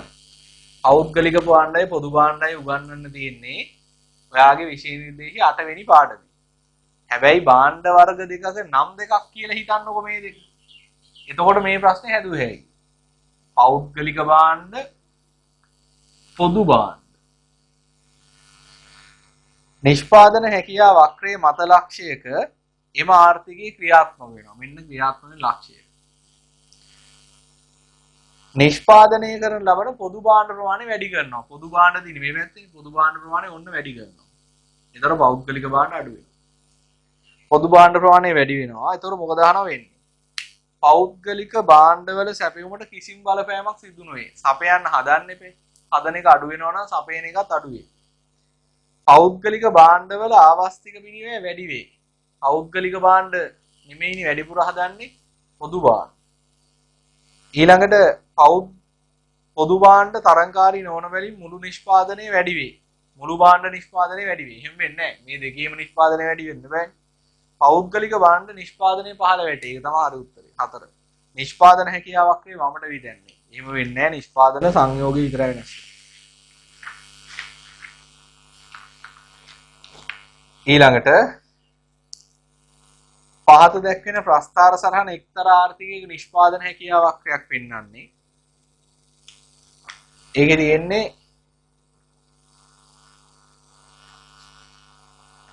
A සිට B දක්වා. ඒ රූප සටහන් ටික නිවැරදි කරගන්න. මෙතන තියෙනවා 30ක් 10යි 20ක්.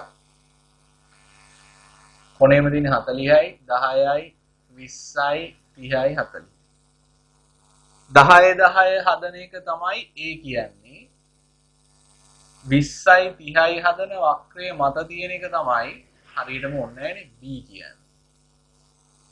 A සිට B දක්වා ආර්ථිකයේ නිෂ්පාදන මට්ටම වෙනස් වූ තාවසිකය.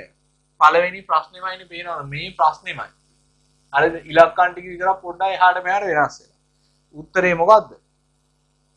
ශූන්‍යවි ආවස්තික විරයන්නේ. මොකද සේවා වියුක්ත සම්පත් යොදවලා තමයි නිෂ්පාදනය වැඩි කරලා තින්නේ නැත්නම් අනිත් භාණ්ඩයෙන් අඩු කරලා නෙමෙයි. ඊළඟට දෙන ලද අවස්ථාවක Taman සතු සියලු නිෂ්පාදන සම්පත් භාවිතා කොට කුරක්කන් සහ බඩ ඉරිඟු පමණක් වගා කරන ගොවියෙක්ගේ නිෂ්පාදන හැකියාව පහත දැක්වේ. එතකොට එක අවස්ථාවක් තියෙනවා කුරක්කන් හදන්නේ බඩ ඉරිඟු හදනවා 55ක්. ඒ කියන්නේ ඔක්කොම සම්පත් ටික බඩ ඉරිඟු වලට දැම්මොත් 55යි. අන්තිම අවස්ථාව තියෙනවා බඩ ඉරිඟු හදන්නේ කුරක්කන් 40ක් හදනවා. ඒ කියන්නේ ඔක්කොම ටික කුරක්කන් වලට දැම්මාම 40යි. එයා කුරක්කන් ක්‍රමයෙන් 10 10 වැඩි වෙලා තියෙනවා. වැඩි කරන් තියෙනවා. ඒතකොට බලන්න බඩ ඉරිඟු අඩු වෙලා තියෙන විදිය. පළවෙනිම 10 හදනකොට බඩ ඉරිඟු 55 ඉඳන් 50ට අඩු වෙලා තියෙන ප්‍රමාණය 5යි. ආයි 10කින් වැඩි කරනවා 20 වෙනකම්. ඒතර 50 ඉඳන් 42ට 8ක් අඩුයි. 20 ඉඳන් 30ට ආයි 10ක් වැඩි කළාම 42 ඉඳන් 28ට 14යි. ක්‍රමයෙන් වැඩි වෙලා තියෙන්නේ. තව 10ක් වැඩි කළාම 28ක් අඩු වෙනවා. හරිද?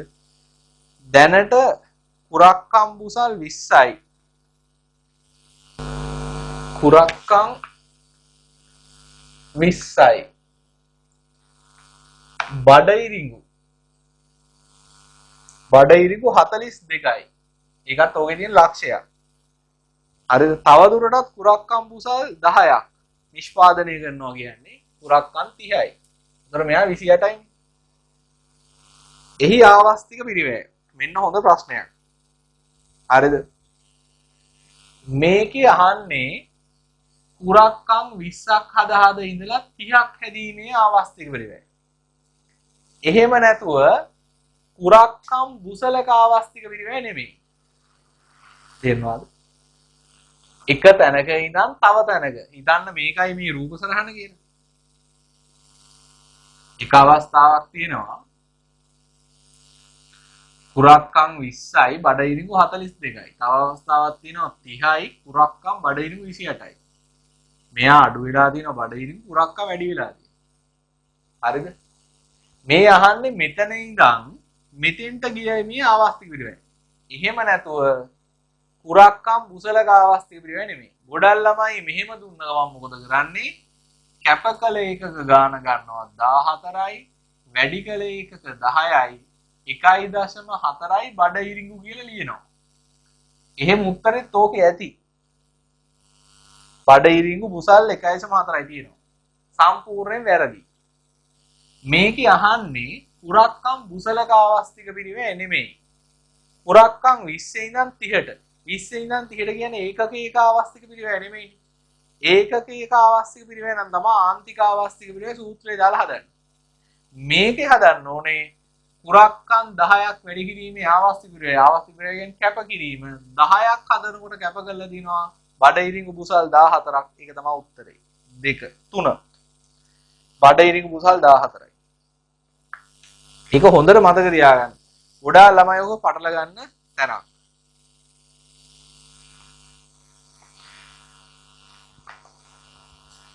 ඊළඟට 36 කිසියම් කල්පිත ආර්ථිකයක අදාළ නිෂ්පාදන හැකියා වක්‍රයක් රූප සටහනේ දැක්වේ. එහි x අක්ෂය ආහාර x ලක්ෂයේදී x ලක්ෂය කියන්නේ වක්‍රයෙන් ඇතුලේ ලක්ෂයක්. ආවස්තික පිරිවෙන් උත්තරේ දැන් කීපාරක් හම්බුණා 5 0 වෙයි. 0 වෙයි කියන උත්තරේ. ඊට පස්සේ කියනවා ජපානයේ වර්තමාන ගෝලීය ආර්ථික පසුබැසීම නිසා ඉතා අයහපත් තත්වයකට මුහුණ පා සිටින රටවල් අතරින් එකකි. මෙම පසුබැසීම ජපාන් ආර්ථිකයේ මත ෂණිකව පිළිබිඹු වනුයේ. ෂණිකව පිළිබිඹු යනුයේ. ආර්ථිකයේ පසුබැසීමක් නේ. ඒ කියන්නේ తాවකාලිකව මාස 6කට වඩා අඩුවීමක්. එතකොට වෙන්නේ නිෂ්පාදනයක් හැකියාවක් මායිමට වඩා ඇතුළත ලක්ෂයක් හදනවා. නිෂ්පාදන හැකියා වක්‍රයේ ඇතුළත ලක්ෂයක සිට පළවෙනි උත්තර දෙකම වැරදිනේ විතන්වීමක් ගැන කියන්නේ.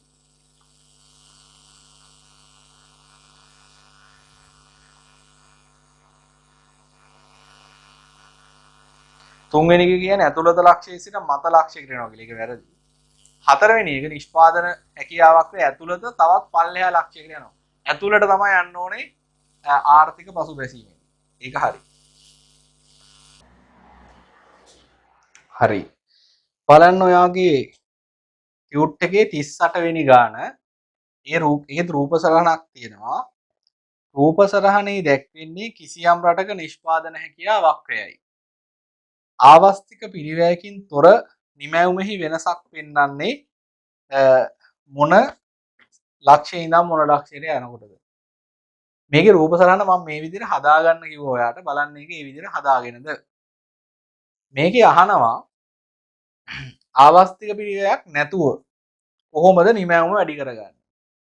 සරල කතාව අපි කිව්වා මේ වක්‍රයේ ඇතුළත ලක්ෂයක ඉඳන් යනවා නම් වක්‍රයේ මත ලක්ෂයකට. වක්‍රයේ ඇතුළත ලක්ෂයේ ඉඳන් යනවා නම් වක්‍රයේ මත ලක්ෂයකට එතනදී මොකක් නැහැ කියලාද? එතනදී අපි කිව්වා මේ ආවස්තික පිරිවැයක් නැහැ කියලා. මේකේ වක්‍රයේ ඇතුළත ලක්ෂ විදිහට අපිට මේ ලක්ෂ දෙක සලකන්න පුළුවන්.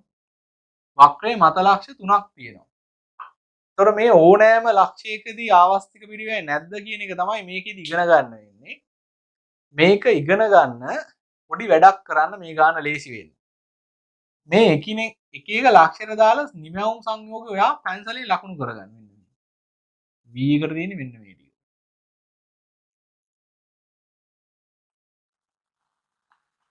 මේ දෙකේ ලකුණු කරන් දෙයක් නැහැ නේ. ඒක අක්ෂය මතනදී. කොහොම ලකුණු කරගන්න?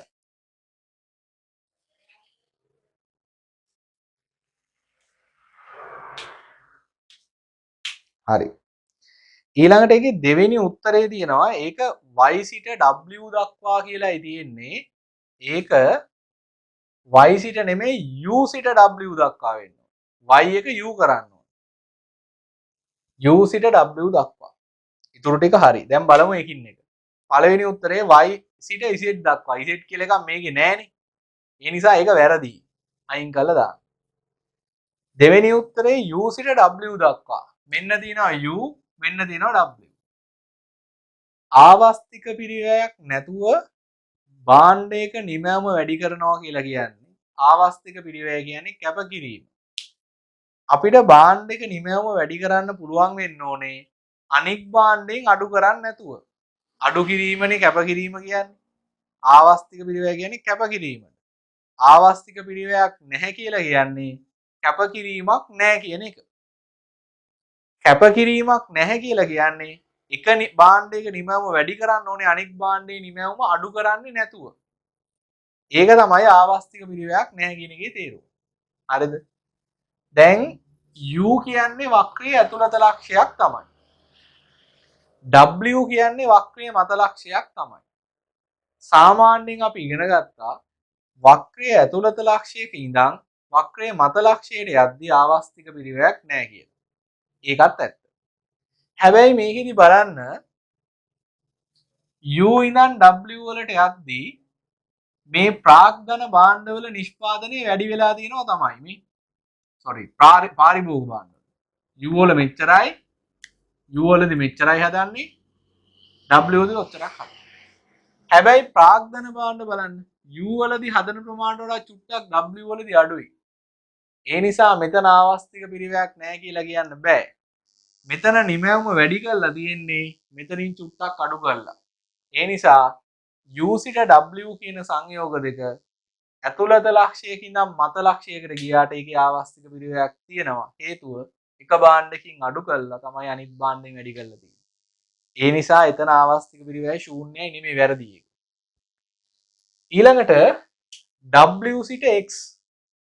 W ඉඳන් X කියලා කියන්නේ වක්‍රයේ මත ලක්ෂ දෙකක්. වක්‍රයේ මත ලක්ෂ වල කොහොමත් ආවස්තික පිරිවැයක් තියෙනවා. ඒක අපි කලින් රූපසරණ ඇඳලා බැලුවා. නිසා ඒකත් වැරදි. X සිට W කියන්නේ ආයි ඒ දෙකම එන එකත් වැරදි. උත්තරේ පස්වෙනි එක U සිට V දක්වා. U සිට V දක්වා යද්දී ප්‍රාරිභෝගික භාණ්ඩ මෙච්චරක් වැඩි කරලා දෙනවා. ඊළඟට ප්‍රාග්ධන භාණ්ඩත් වැඩි කරලා දෙනවා. කිසිම එකකින් කැප කරලා නැහැ. දෙකෙන්ම වැඩි කරලා දෙනවා. එහෙනම් ඒක තමයි අපිට උත්තරේ විදිහට පිළිගන්න වෙන්නේ. ඒ නිසා නිකම්ම කියන්න බෑ වක්‍රයේ මත ඉඳන් වක්‍රයේ ඇතුළත ඉඳන් මතට ගියාම හැම වෙලෙම ආවස්තික පිරිවැයක් නැත්තේ නෑ. සමහර වෙලාවට කැප වෙන්න පුළුවන්. හරිද? ඊළඟ නිෂ්පාදන හැකියාව මායිමට ඇතුළින් පිහිටි ලක්ෂයක්. 39 වෙනි ප්‍රශ්නේ. ලක්ෂයක්. සේවා වියුක්ත කිසියම් සම්පත් ප්‍රමාණයක් පවතින බව හඟවයි. හරිනේ සේවා වියුක්ත නම් වක්‍රය ඇතුළත තමයි. අත්කර ගැනීමට අපහසු වෙන්නේ නැහැ. අකාර්යක්ෂම වුණත් අත්කර ගන්න පුළුවන්. නිෂ්පාදන හැකියාව වක්‍රයේ මත ලක්ෂයට වඩා හොඳයිලු. ඒක වැරදිනේ. එනම බොරුවක්. සම්පත් පූර්ණ වශයෙන් සේවා නියුක්තයි නෑ. සේවා වියුක්තයි. පූර්ණ වශයෙන් සේවා නියුක්ත නෑ. ආවස්තික පිරිවැය පිළිබඳ අදහස පෙන්눔 කරයි. නෑ වක්‍රයේ මත ඉඳන් සාමාන්‍ය වක්‍රය ඇතුළේ ඉඳන් සාමාන්‍යයෙන් ආවස්තික පිරිවැය අඩුවෙන් නැත්නම් ආවස්තික පිරිවැය නැතුව පුළුවන් නිමැවුම වැඩි කරන්න. ඒ නිසා උත්තරේ 1. ආයි රූප සරහනක් තියෙනවා. X පාණ්ඩයේ නිෂ්පාදනය කෙරෙහි බලපාන ලබන තාක්ෂණික සංවර්ධනයක් ඇතිවීමට පෙර සහ ඇති වූ පසු තත්ත්වයේ පෙන්눔 කරන නිෂ්පාදන හැකියාව මායිම් වක්‍ර රූප සරහනේ දැක්වේ. හරිද? ඕකෙත් අක්ෂ දෙක මම හදාගන්න කියලා දිනවා.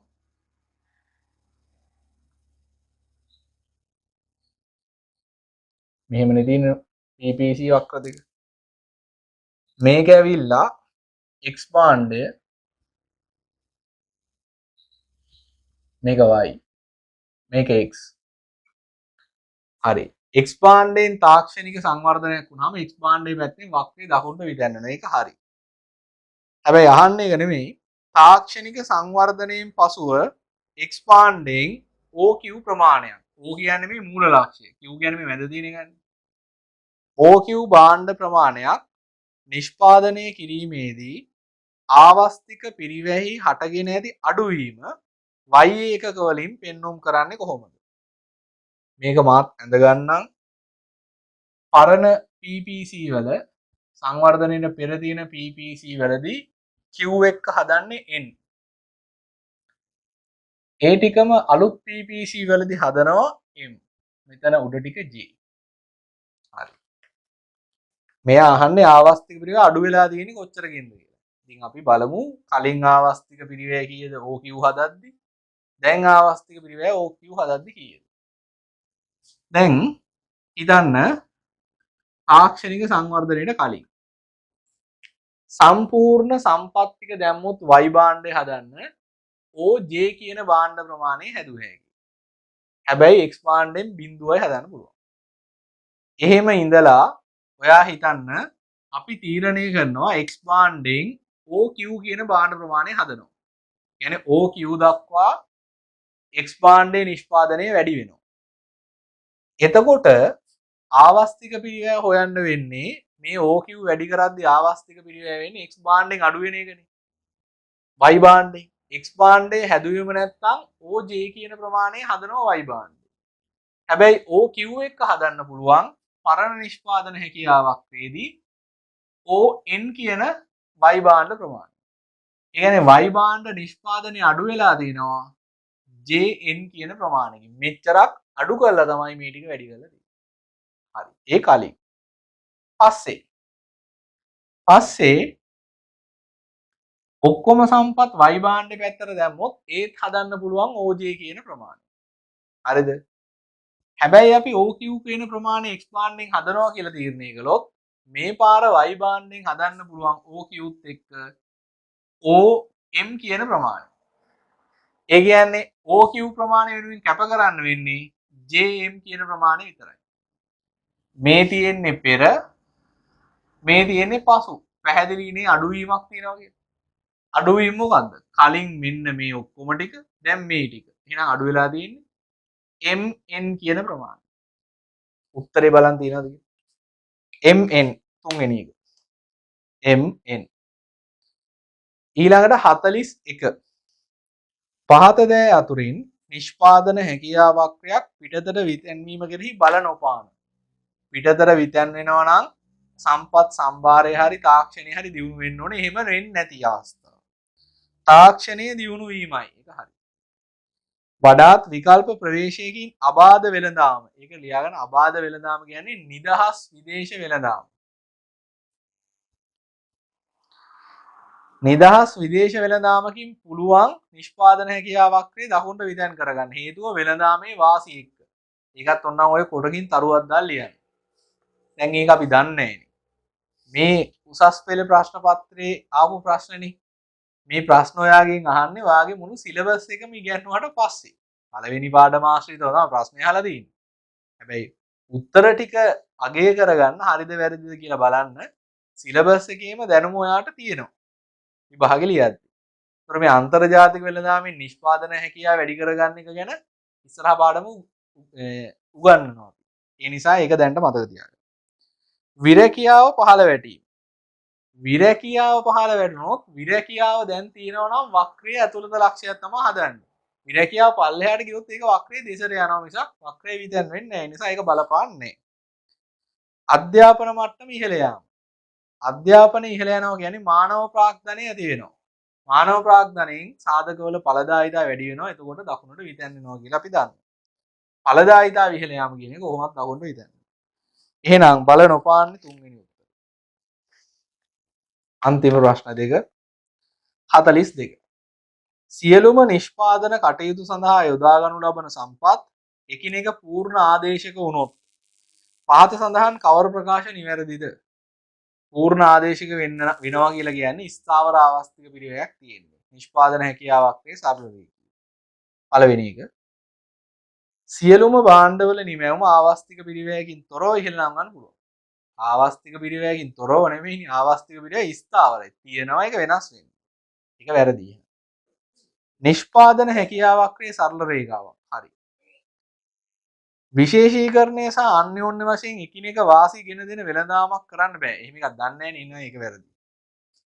කවර හෝ නිෂ්පාදන කටයුත්තක් සම්බන්ධයෙන් කිසිදු රටකට හෝ පුද්ගලයෙකුට සාපේක්ෂවාදය ඇතිවෙනවා. ඒකක් දන්නේ ඒකත් වැරදි. සම්පත් හිමිකම මුළුමනින් පහව යනවා. සම්පත් හිමිකම ආවස්තික පිරිවැය ස්ථාවරයි කියලා නැති වෙන්නේ නැහැ. උත්තරය 2. 43 කියන්නේ කලින් තිබ්බ ප්‍රශ්නයක්. ඒක උත්තරේ මම කලින් කතා කළා. හරිද? ඒකේ උත්තරේ 5. 5 නෙමෙයි. ඒකේ අංක වැරදිනේ. ඒකේ දෙකේ ඉඳන් අංක පටන් ගන්න තියෙන්නේ. ඒකේ හරි උත්තරේ 4 වෙනි එක. කියන්නේ 4 වෙනි අංකය කියලා ඔගේ තියෙන 3 වෙනි එකටනේ. 4 වෙනි උත්තරේ. පෞද්ගලික භාණ්ඩ නිෂ්පාදනයේ පහළ වැටීගෙන. මේ ප්‍රශ්නේ කලින් තිබුණා. හරි. ඔන්න නිෂ්පාදන හැකියාව වක්‍රය කියන කොටසේ තියරි ටික අපි ඉවරයි. හැබැයි MCQ මිසක් ලියන ප්‍රශ්න මම කළේ නෑ. මම ලියන ප්‍රශ්න වලින් තෝරාගත්ත ප්‍රශ්න කීපයක් කරනවා. හරි. එතනින් අපි ඊළඟ දවසේ පටන් ගමු. ඊට පස්සේ අපි මේ පාඩමේ අන්තිම ප්‍රධාන මාතෘකාව නෝට් එකේ මුලින්ම තිබ්බ මතකද පාඩමේ සැකැස්ම විකල්ප ආර්ථික පද්ධති කියන කොටසට එනවා. දැන් අපි ප්‍රධාන මාතෘකා තුනක් මේක ඉවර කරලා තියෙනවා. ආර්ථික විද්‍යාව හැඳින්නුවා, මූලික ආර්ථික ප්‍රශ්න කතා කළා, නිෂ්පාදන හැකියාවක් වේ කතා කළා. තව එකයි තියෙන්නේ. හරිද? හරි. මේ දවස්වල වීඩියෝ හැම දවසෙම වගේ ඕගොල්ලන්ට බලන්න වෙනවා. මොකද මාසෙ මැද්දේදී ටිකක් වීඩියෝස් දාන්න බැරි වෙච්ච නිසා. ඒ නිසා ඒ පහුගිය වීඩියෝස් ටික ඉක්මනට ආවරණය කරගෙන ඊළඟ මාසේ නම් මේ ප්‍රශ්නේ වෙන්නේ නැහැ. තුනි මාසේ BS දිගටම කෙරුණ නැති ටියුට් එක දුන්නේ නැති නිසා මුල හරියේදී BS ටිකත් ආවරණය කරලා සාමාන්‍ය විදිහේ පන්ති ඉස්සරහට යනවා. මොකක් හරි මේ පාඩම් වල ගැටලුවක් තියෙනවා නම් WhatsApp group එකට දාන්න. මේ ගැටලුව ඔයාට විතරයි තියෙන්නේ කියලා නොදා ඉන්න එපා. හරිද? මොකද හැමෝම බැලුවාම ප්‍රශ්න තියාගෙන අනිත් අය දැම්මේ නැහැ කියලා ඉන්නවා. කවුරු හරි ප්‍රශ්නේ දාන්න. මම එක්කෙනෙක්ට හරි ප්‍රශ්නයක් තියෙනවා නම් ඒ කොටස නැවත කතා කරනවා. වීඩියෝ එකක් නැතත් අපි WhatsApp වලින් හරි ඒක එකතු වෙලා කතා කරමු. හරිද? හරි. ඒ නිසා මේ වීඩියෝස් ටික ටිකක් ඉක්මනට බලලා පහුගිය කොටස් ටික අපි ආවරණය කරගමු. ආයිබෝවන්.